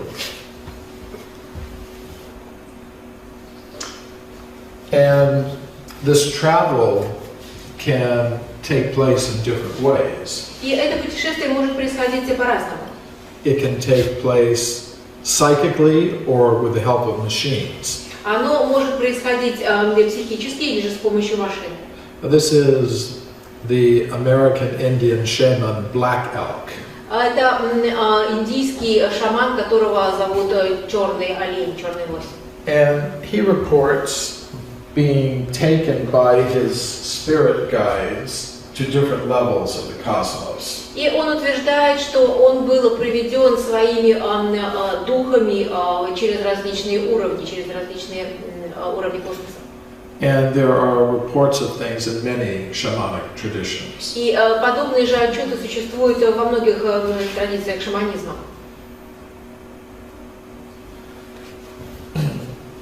Now there are also accounts of traveling through different levels of the cosmos with the help of machines. Также есть разнообразные свидетельства о путешествиях между уровнями с помощью машин. Now, this is a detail from a wall painting in a church in Kosovo. А вот эта деталь росписи церкви в Косово. from the 14th century. Она датируется XIV веком. And it shows the sky with stars Здесь вы видите это как бы небо, звезды. and this human being in this vehicle traveling through them. И вот это человеческое существо, которое в этой машине, в этом приспособлении путешествует по пространству. And the ancient Sanskrit writings of India speak of vimanas or spacecraft. И древние санскритские писания также говорят о виманах или же о космических кораблях. And these vimanas could travel not just on our level of the cosmos, but go to the more subtle levels. И эти виманы могли путешествовать не только на нашем уровне, но также они могли проникать в более тонкие уровни.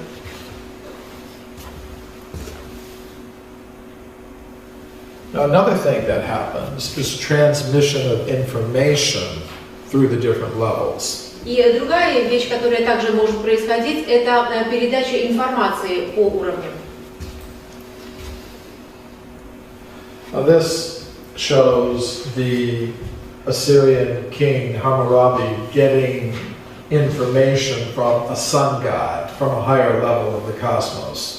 И эта картина показывает то, как ассирийский царь Хаммурапи получает информацию от высших духов. And this is a very common feature of most of the ancient world cultures, that they were in communication with beings from higher levels of the cosmos. И надо сказать, что это очень традиционная картина для древних культур, где показывается или же рассказывается о коммуникации с существами верхних уровней.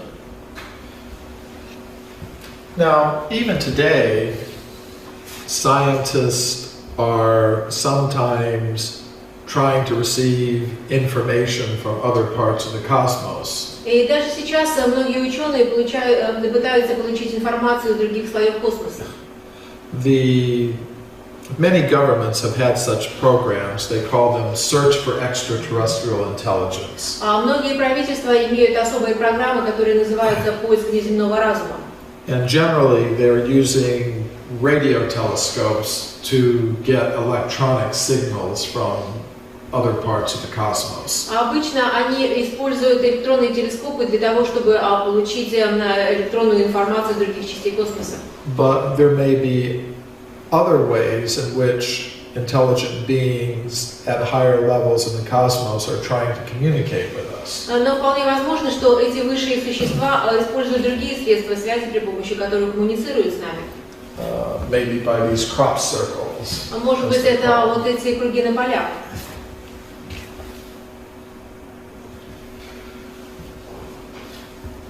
Now, beings at the higher levels of the cosmos may be able to influence the bodies of beings at lower levels of the cosmos. И существа, которые обитают на более высших уровнях, возможно, могут влиять на тела существ на более низших уровнях. There are some cases of this in Christian Europe. Есть подобные свидетельства в христианской Европе. There's a place called Lourdes in France. Есть во Франции местечко под названием Лурд.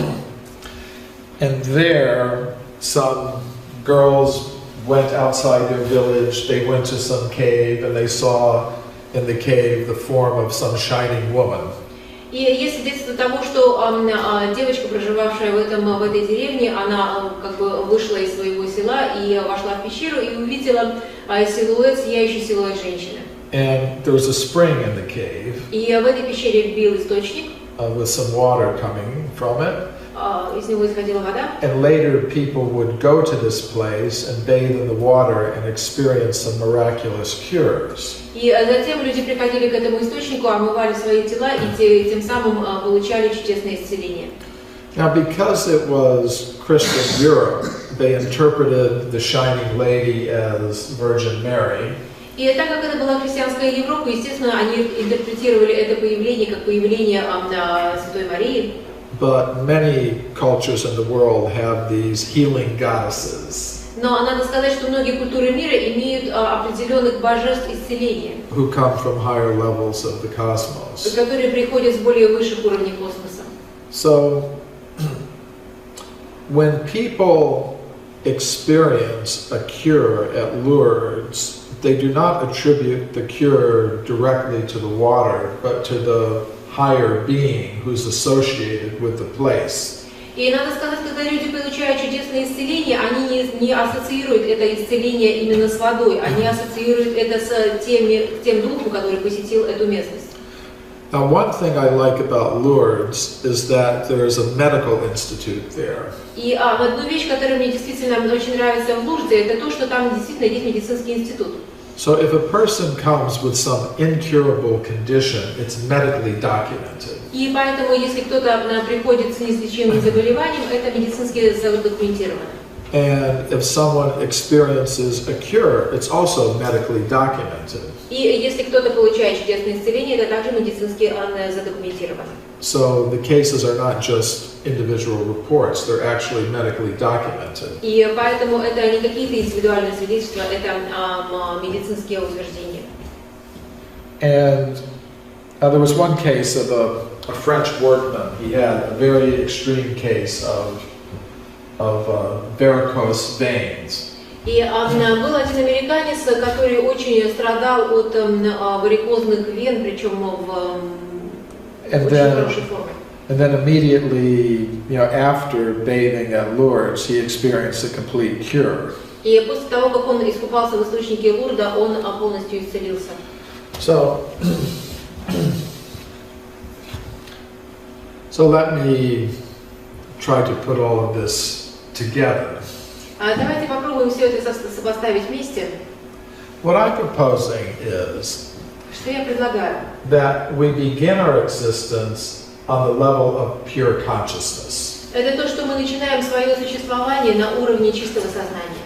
There we exist as beings of pure consciousness. Там мы существуем как существа чистого сознания. We exist in harmony with the source of all conscious beings. Мы существуем в гармонии с существами чистого сознания. We exist in harmony with all other conscious beings. Мы существуем в гармонии со всеми другими духовными существами. But if a conscious self becomes egotistical, selfish, it can no longer exist in that harmonious state. Но если это сознание становится эгоистичным, то оно больше не может существовать на этом уровне. So, such a conscious self comes into the lower levels of the cosmos. И поэтому это эгоистичное «я» сходит на более низкие уровни космоса. Some conscious beings who are only a little selfish come to the level of the subtle mental energies. Те сознания, которые только немного обладают самостью, эгоизмом, они идут на уровень тонких ментальных проявлений, обладающих тонкой ментальной энергией. And they exist there as demigods, demigoddesses, angels, astral beings. Они там существуют как боги, полубоги, демонические существа, астральные существа и так далее. And those who are more selfish, they come down to the level of ordinary matter. А те, которые еще более эгоистичны, они сходят на уровень обыкновенной материи. And there the conscious self becomes covered not just by mind, but also by a gross physical body made of the chemical elements. И там их сознание покрывается не только энергией ума, но также и более грубой материей, более грубым телом. So this is what I mean by devolution. И именно это я имею в виду, когда говорю деволюция. The process by which the pure conscious self becomes covered by the lower energies of mind and matter. Тогда, когда чистое сознание покрывается различными одеялами более низких энергий и материи. So we do not evolve up from matter, as most scientists now believe. Rather, we devolve or come down from the level of pure consciousness. То есть мы не восходим снизу кверху, как считают большинство ученых, а наоборот сходим сверху вниз. We begin with a form of pure consciousness. Мы начинаем с формы чистого сознания. It can become covered by the lower energies of mind and matter. А затем оно покрывается более низкими энергиями ума и материи. But consciousness can be restored to its original pure state. Но сознание можно реставрировать к исходному состоянию чистого сознания. And that is the main purpose of human life. И это и есть основная цель человеческой жизни. From which we have become distracted by too much materialism. от которого мы постоянно отвлекаемся из-за наличия слишком больших материальных интересов. So there are many systems of yoga and meditation and contemplation that are meant to help us do that, restore consciousness to its original pure state. И есть очень много методов йоги, медитации и так далее, которые помогают нам восстановиться в состоянии, исходное состояние чистого сознания. And these processes can be found in many spiritual traditions. И этот процесс можно найти в очень многих духовных традициях. So I won't tell you which one to take up. Поэтому я не буду вам говорить, по какой традиции вам надо расследовать. You should find your own path of consciousness purification. Вы должны найти собственный путь очищения сознания. And it may be in any one of these traditions. Вы можете быть в любой из этих традиций. It's like a geologist Это то же самое, как и геологи. can tell us how to extract the pure element gold from its ore where it's mixed with other less valuable elements. Точно так же, как геологи могут нам сказать, как нам экстрагировать золото с золотой руды. Now, once you've extracted the gold, you can make it into coins, Когда вы добыли золото, вы можете потом его превратить, например, в монеты. and you can stamp the coins with the symbols of different nations. Вы можете напечатать здесь символы различных наций. But if it's really gold, Но если это настоящее золото, it doesn't matter what symbol you've stamped on it. совершенно не важно, какой символ вы нанесли. Similarly, if by some process of consciousness transformation we are able to understand we are beings of pure consciousness, И поэтому, в какой бы традиции трансформации сознания вы не поняли, что мы являемся существами чистого сознания, it doesn't matter what you call the process. абсолютно не важно, как вы назвали этот процесс. The main thing is that you get the result. Самое главное, что вы получили результат. So I think it's very important for the world to do this. И я думаю, что для мира очень важно заниматься именно этим. If we want to solve the conflicts that are in the world today. Если мы хотим решить те конфликты, которые существуют в мире сейчас. If we understand we are all beings of pure consciousness, all coming from the same source, and we're all related, there's no reason to be fighting with each other. Потому что если мы понимаем, что мы все являемся существами чистого сознания, что мы исходим из одного и того же источника, и по сути мы одинаковы, то тогда не будет места конфликта. We are not machines made of matter in competition with each other for survival. Мы не являемся машинами, составленными из материями, и цель которых это конкуренция между собой за выживание. We are beings of pure consciousness, and we have needs other than material needs. И мы являемся существами чистого сознания, и у нас другие потребности, которые существуют кроме потребностей материальных. The only purpose of human life is not to produce more and more material things and destroy the environment while we're doing it. Целью нашей жизни является не только производство материальных вещей и разрушение окружающей среды, то, чем мы занимаемся сейчас. We should satisfy our material needs in the most simple, natural, and efficient way possible. Мы должны удовлетворять свои материальные потребности самым простым, удобным и спокойным образом, как только можем. While putting most of our human energy into developing the resource of consciousness. И большинство своей энергии направить на ресурс развития нашего сознания. So, спасибо вам большое. Thank you very much.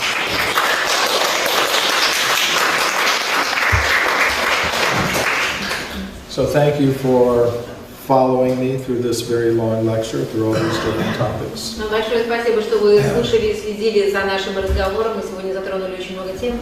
Does anyone have any question or comment? Если какие-то вопросы, комментарии.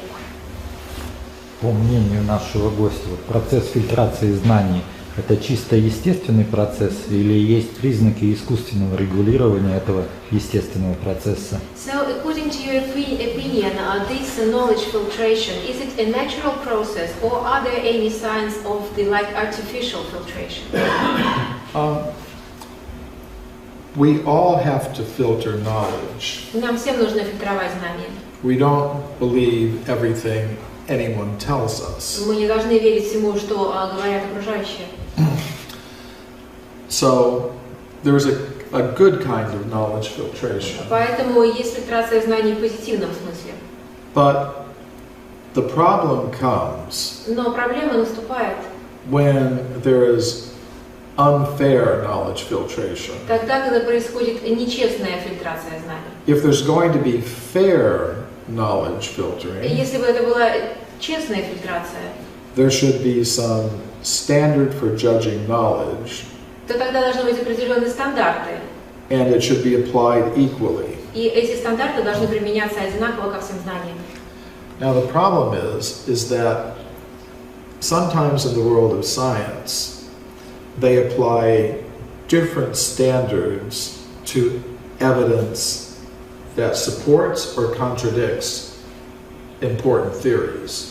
Но, к сожалению, в научном мире используют различные стандарты для того, чтобы оценить знания, которые подтверждают очень важные теории.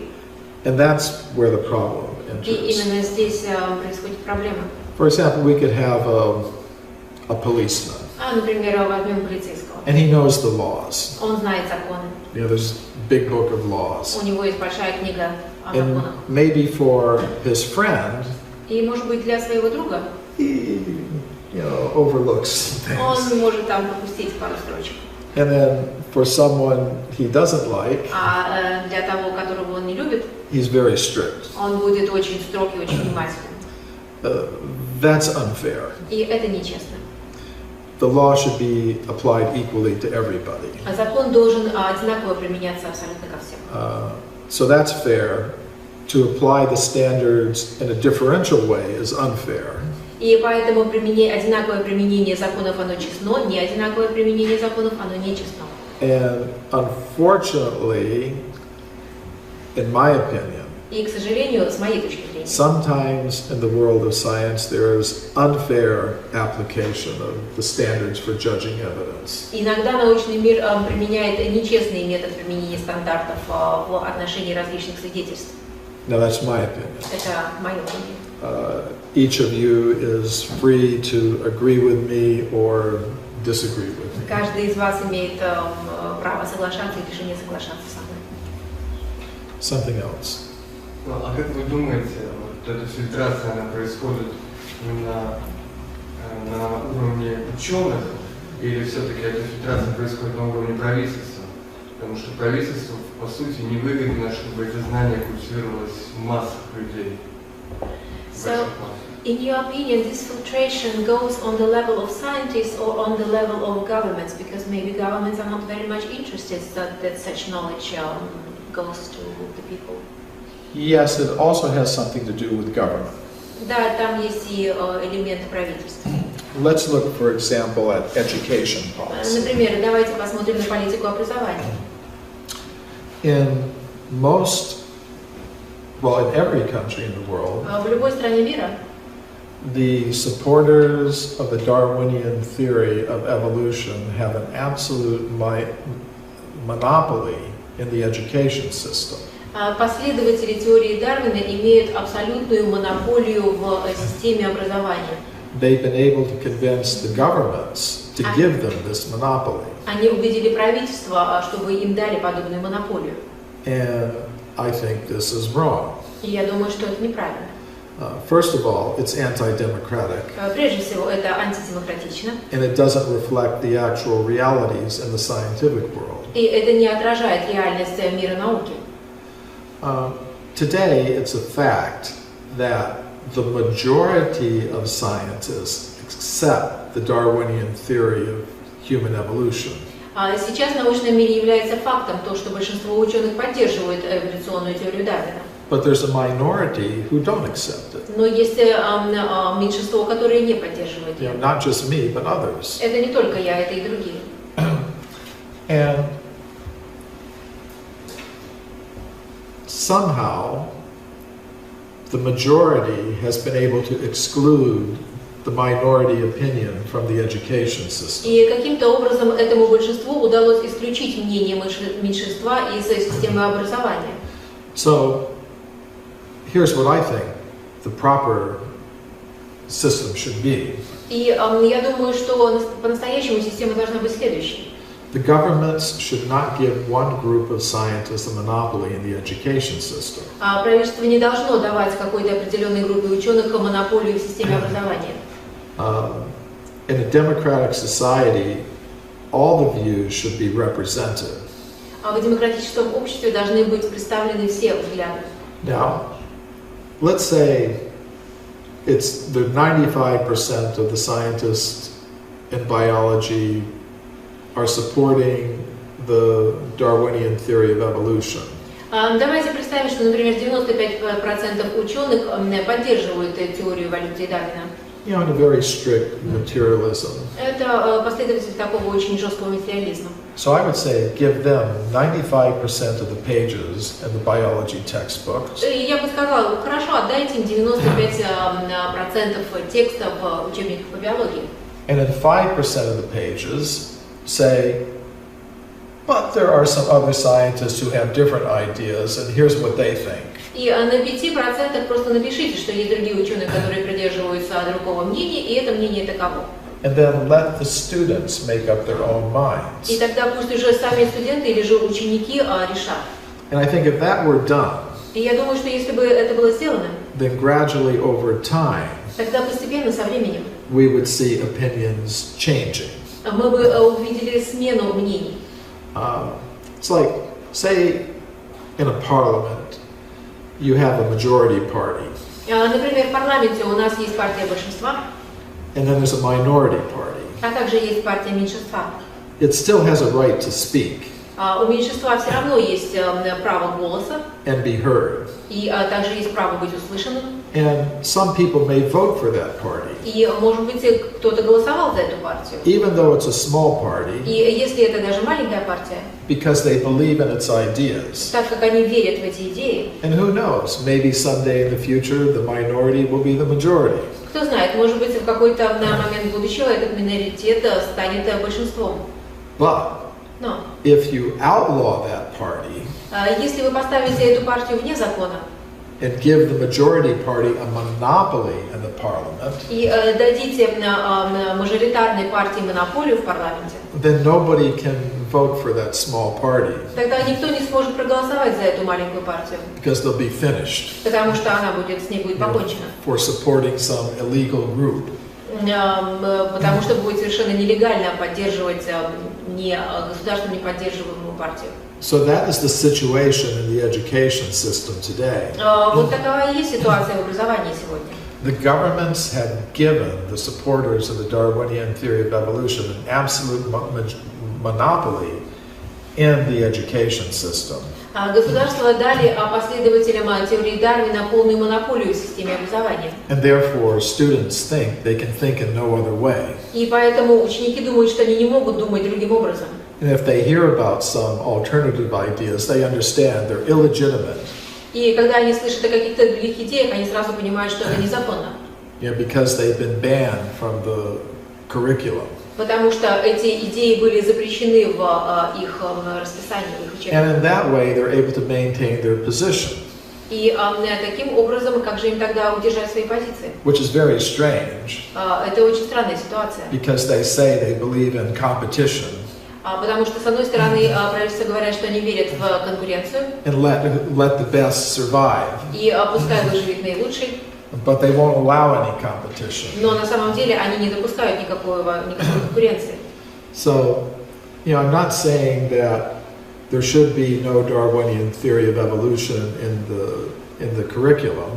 Я не хочу сказать, что не должно быть теории Дарвина вообще в учебниках. Because I think it should be recognized. Most scientists accept that theory. Потому что я думаю, что действительно надо сказать абсолютно ясно, что большинство ученых придерживаются этой теории. And therefore, let them have most of the textbook pages, most of the classroom time. Поэтому пускай они занимают большинство учебных часов, также пускай они занимают большинство страниц учебников. But in a democratic, free society, I believe the governments should insist that the alternatives also be present.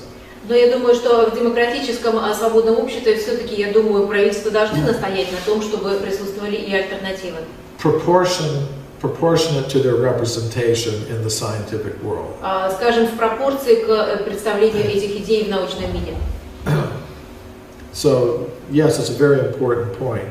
The governments also have something to do with this. Да, это очень интересная тема, потому что здесь вовлечено также правительство. You know, scientists like to talk about Galileo. Очень многие ученые любят рассуждать о Галилео.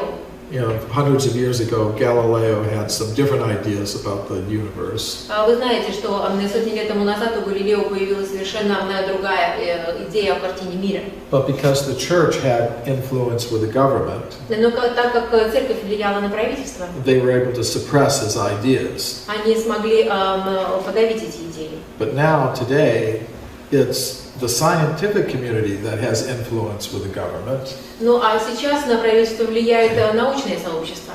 And the majority within the scientific world has used its influence with government to exclude alternative ideas from the science curriculum.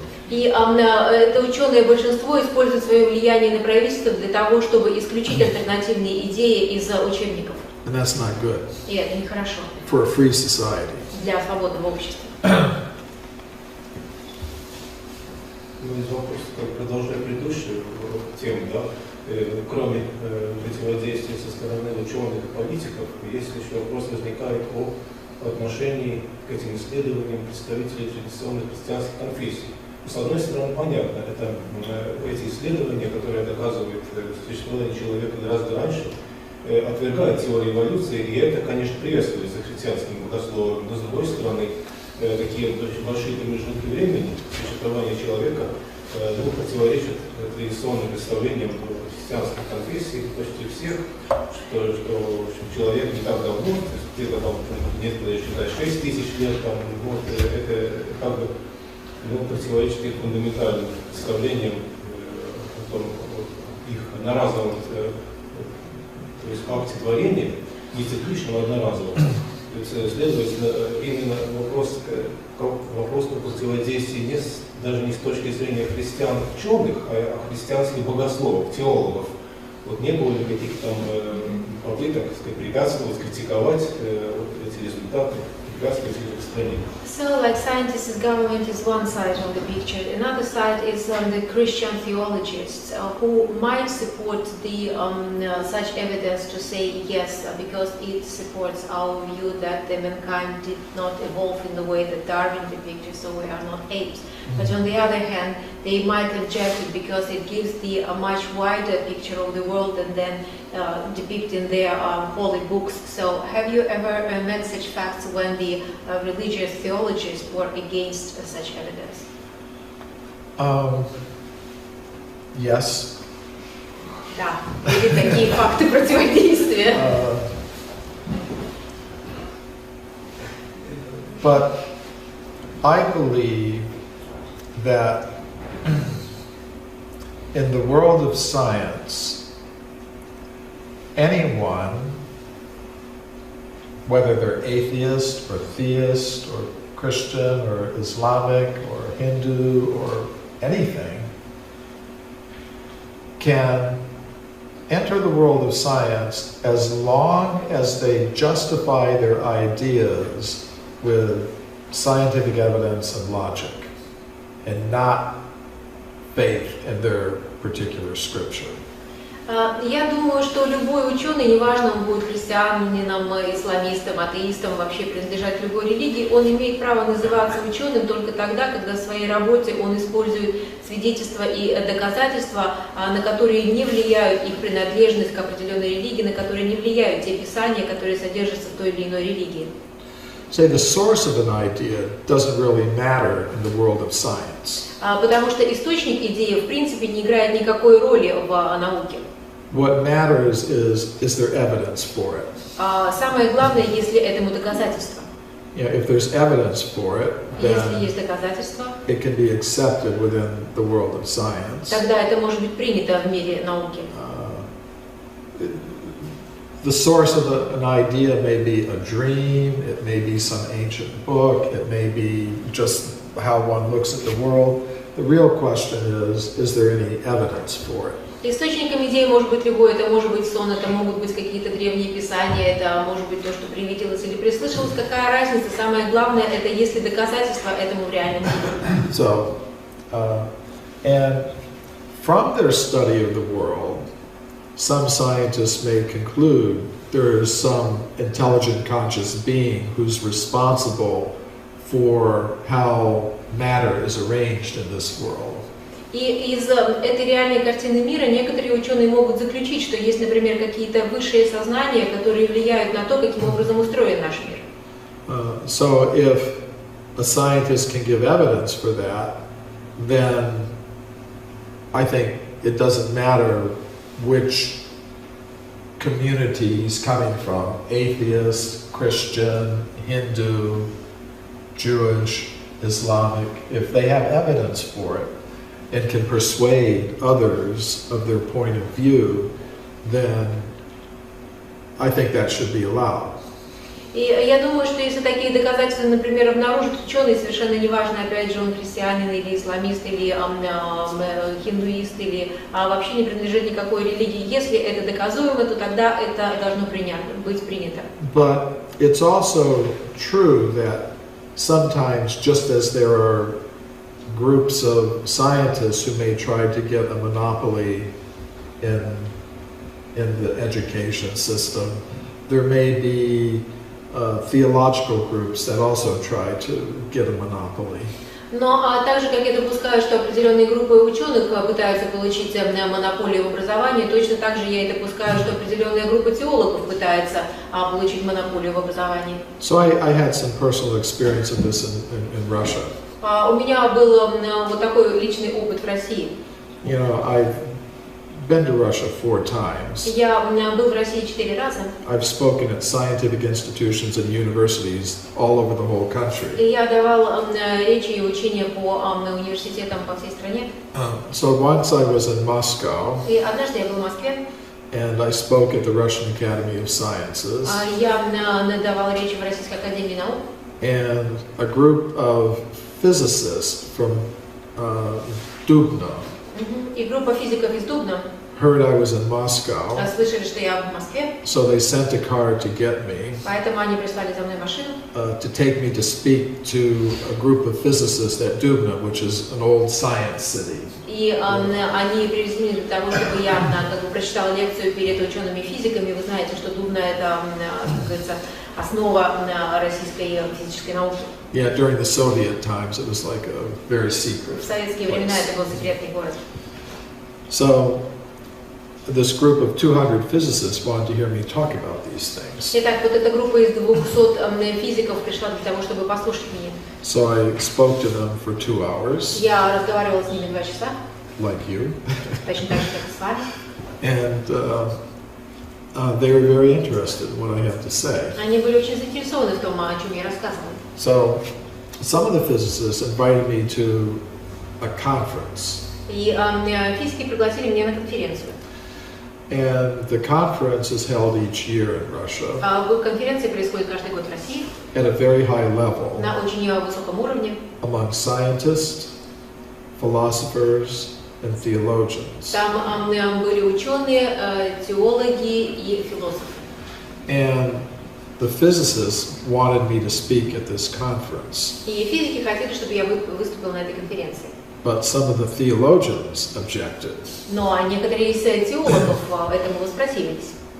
So I wasn't able to do that. Поэтому я не смог это сделать. So the answer to your question, have I encountered this kind of thing? Yes. И поэтому на ваш вопрос, встречался ли я с подобными вещами, ответ – да.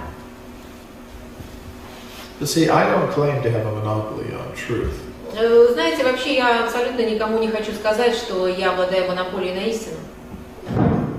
As far as I'm concerned, there can be, it doesn't matter what label you put on the truth. На самом деле, я думаю, что совершенно не важно, какой ярлык вы навешиваете на истину. You can call it Christianity, Islam.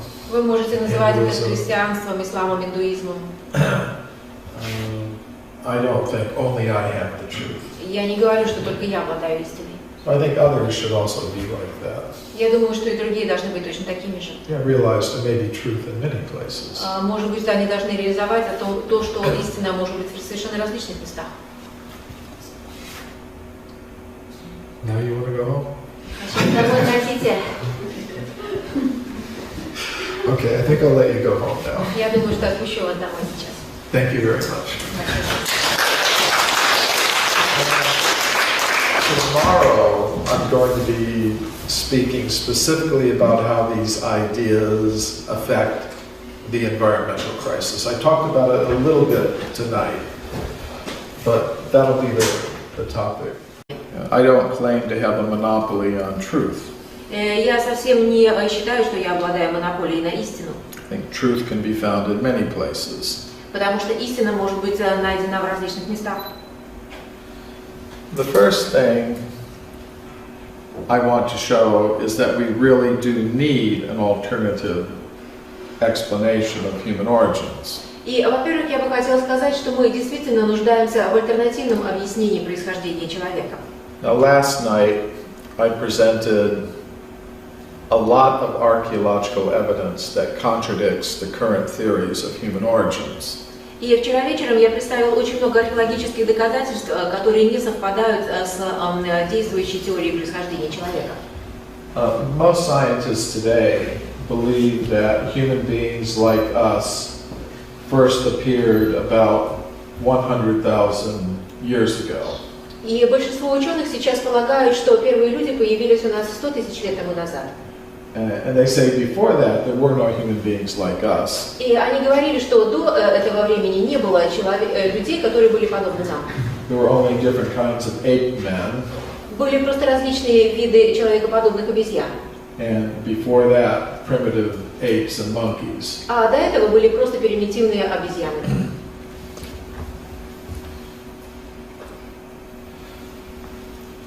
But the ancient Sanskrit writings of India tell us that humans have always existed on Earth. Но древние писания Индии и Веды говорят о том, что человеческие существа всегда были на Земле. Humans have existed for far longer than 100,000 years. Человеческие существа присутствовали гораздо более длительное время, чем 100 тысяч лет тому назад. So I documented the evidence for this in this book, Forbidden Archaeology. И поэтому я задокументировал подобного рода находки в этой работе, которая называется «Запретная археология». And this book is now available in many languages, including Russian.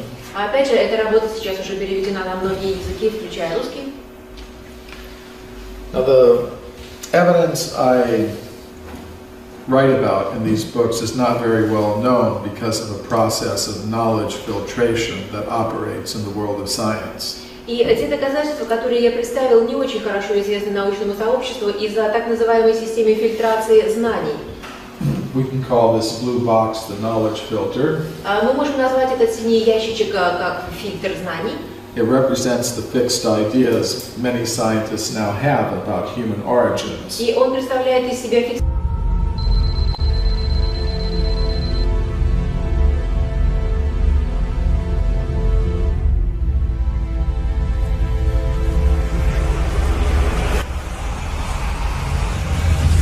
фиксированные идеи, которые большинство ученых сейчас имеют, те представления, которые ученые имеют о происхождении людей. So evidence that conforms to these fixed ideas will pass through this filter very easily.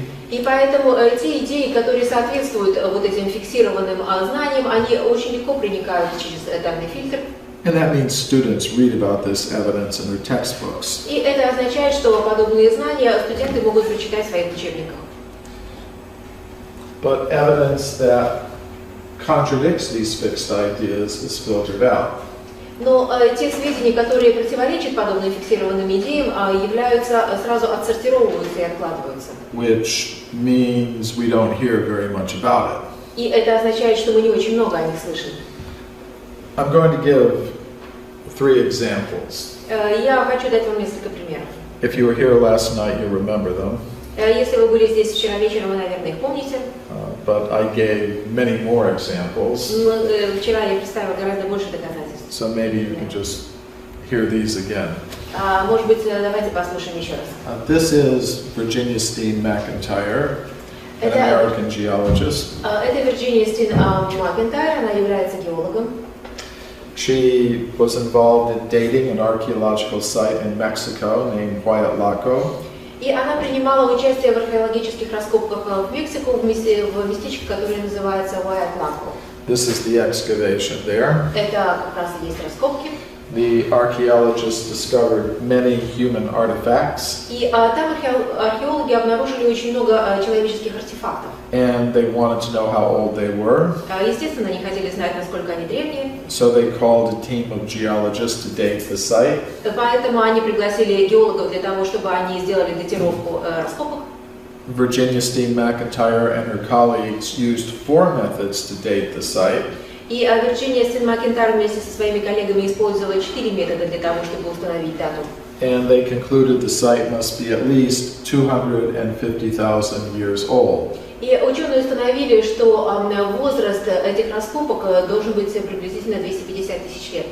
But the archaeologists said that's impossible. Но археологи сказали, что это невозможно. According to their theories, human beings capable of making the artifacts did not exist 250,000 years ago. В соответствии с их мнением, человеческие существа, которые могли произвести подобные артефакты, не существовали 250 тысяч лет тому назад. They had not evolved yet. Потому что они еще не развились. So the archaeologists refused to publish the age for the site given by their own team of geologists. И поэтому археологи не стали публиковать данные о возрасте этих раскопок, которые были даны самими геологами. So Virginia Steen McIntyre and her colleagues independently published the age for the site. И поэтому Вирджиния Стин Макентайр вместе со своими коллегами независимо опубликовали данные о возрасте.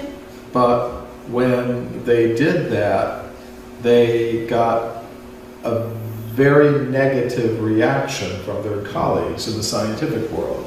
Но когда эти данные были опубликованы, тогда они неожиданно получили очень много негативных откликов от своих коллег, а также вообще от научного мира.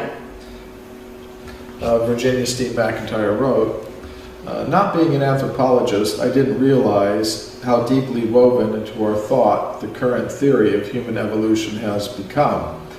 Our work at Huayatlaco has been rejected by most archaeologists because it contradicts that theory, period. И здесь она говорит в своей работе о том, что, не будучи антропологом, я никогда не подозревала, насколько глубоко в нас вошла мысль о теперешней теории эволюции человечества. И наша работа в Хуайатlaco была отвергнута большинством археологов, потому что она полностью противоречит этой теории. To put it more briefly, the dates she got were rejected because they contradicted the theory of evolution. То есть, если говорить кратко, ее идеи были отвергнуты, потому что они полностью противоречат существующей идее. In 1979, Mary Leakey found footprints at a place called Laetoli in the country of Tanzania.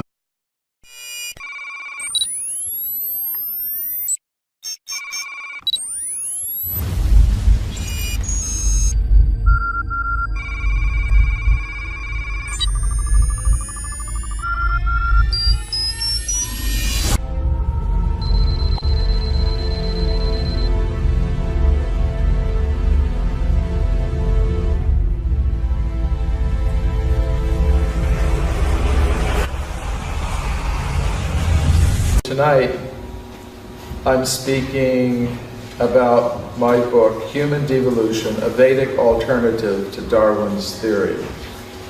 But I'll review a few things that we spoke about yesterday. I'm a researcher in human origins for the International Society for Krishna Consciousness. My work is inspired by the Vedas, the ancient Sanskrit writings of India. I've presented my ideas at some of the leading scientific institutions in the world. The Royal Institution in London, Например, в Королевском институте Лондон, the Russian Academy of Science in Moscow, Российская академия наук в Москве. and I'm happy to be here tonight in Riga. И я очень счастлив быть сегодня здесь, в Риге. Not everybody agrees with my ideas, Надо сказать, что не все соглашаются с моими идеями. and you can make up your own mind about them. И вы также можете составить собственное представление о моих идеях. You can agree or disagree, I don't care. Можете соглашаться, можете не соглашаться. So the question is, what is the origin of the human species? Итак, основной вопрос, что же является, каково же происхождение вида человека? Today, the most common answer to this question comes from the modern followers of Charles Darwin. В настоящее время самый популярный вопрос, ответ на этот вопрос нам представляет теория, которая была создана Чарльзом Дарвином.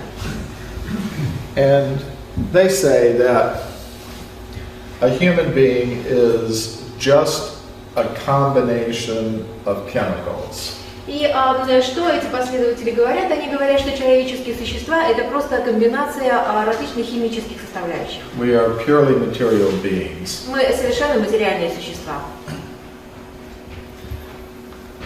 Our consciousness and feelings of love are all just chemicals interacting in the brain. Наше сознание и наши ощущения любви – это всего лишь навсего игра химических составов в нашем мозгу.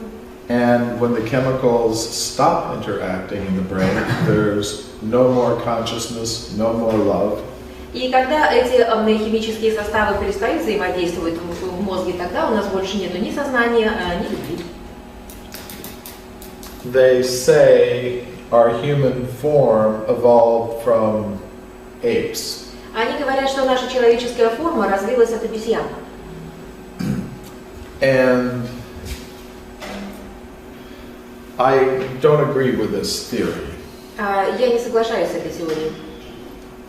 I don't agree with it for two reasons. Я с ней не соглашаюсь по двум причинам. First of all, there's scientific evidence that contradicts it. Первое – это то, что существуют научные доказательства, которые противоречат данной теории. And second, this theory has some bad social effects. И во-вторых, эта теория имеет довольно негативный социальный эффект. The goals that we set for ourselves depend on our sense of identity.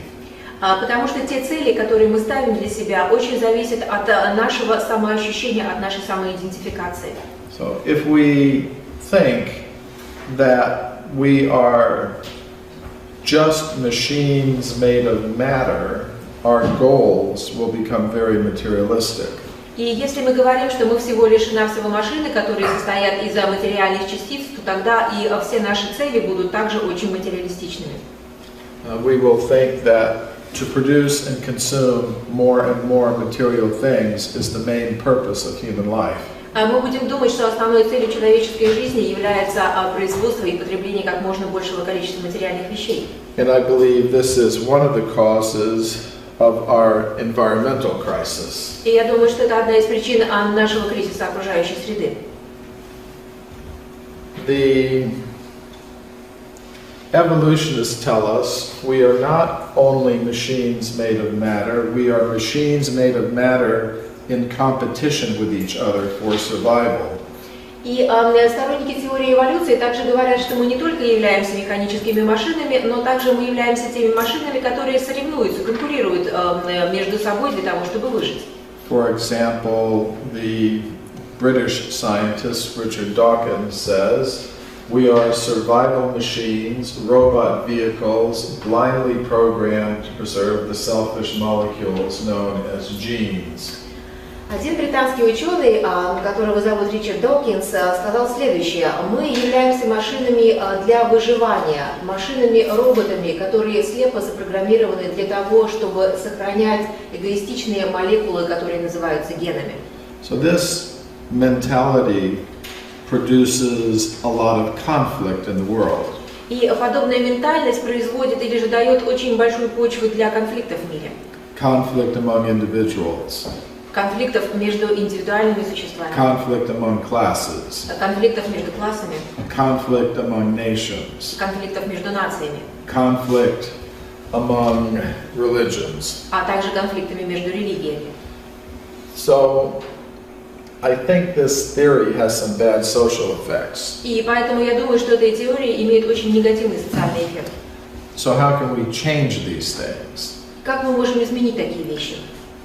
We need a new science of human origins. Нам нужна новая наука, которая будет нам говорить о происхождении человека.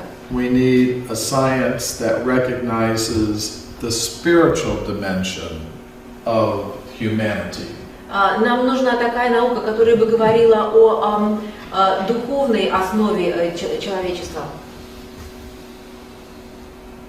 So in this book, I've offered an alternative to Darwin's theory. И поэтому в этой книге я представил альтернативу теории Дарвина. It's a Vedic alternative.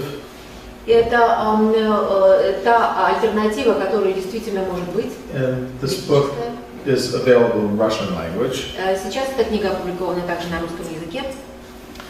Although I'm offering a Vedic alternative, it has something in common with other spiritual alternatives to the current theories. И хотя моя работа основывается на ведических источниках, но все равно в ней очень много общего с другими альтернативами, которые представляют другие духовные направления. In East Africa. И в 1979 году другая ученая Мэри Лики нашла отпечатки ноги, которые соответствовали современному человеку в Танзании, в местечке. They were found in layers of rock almost 4 million years old.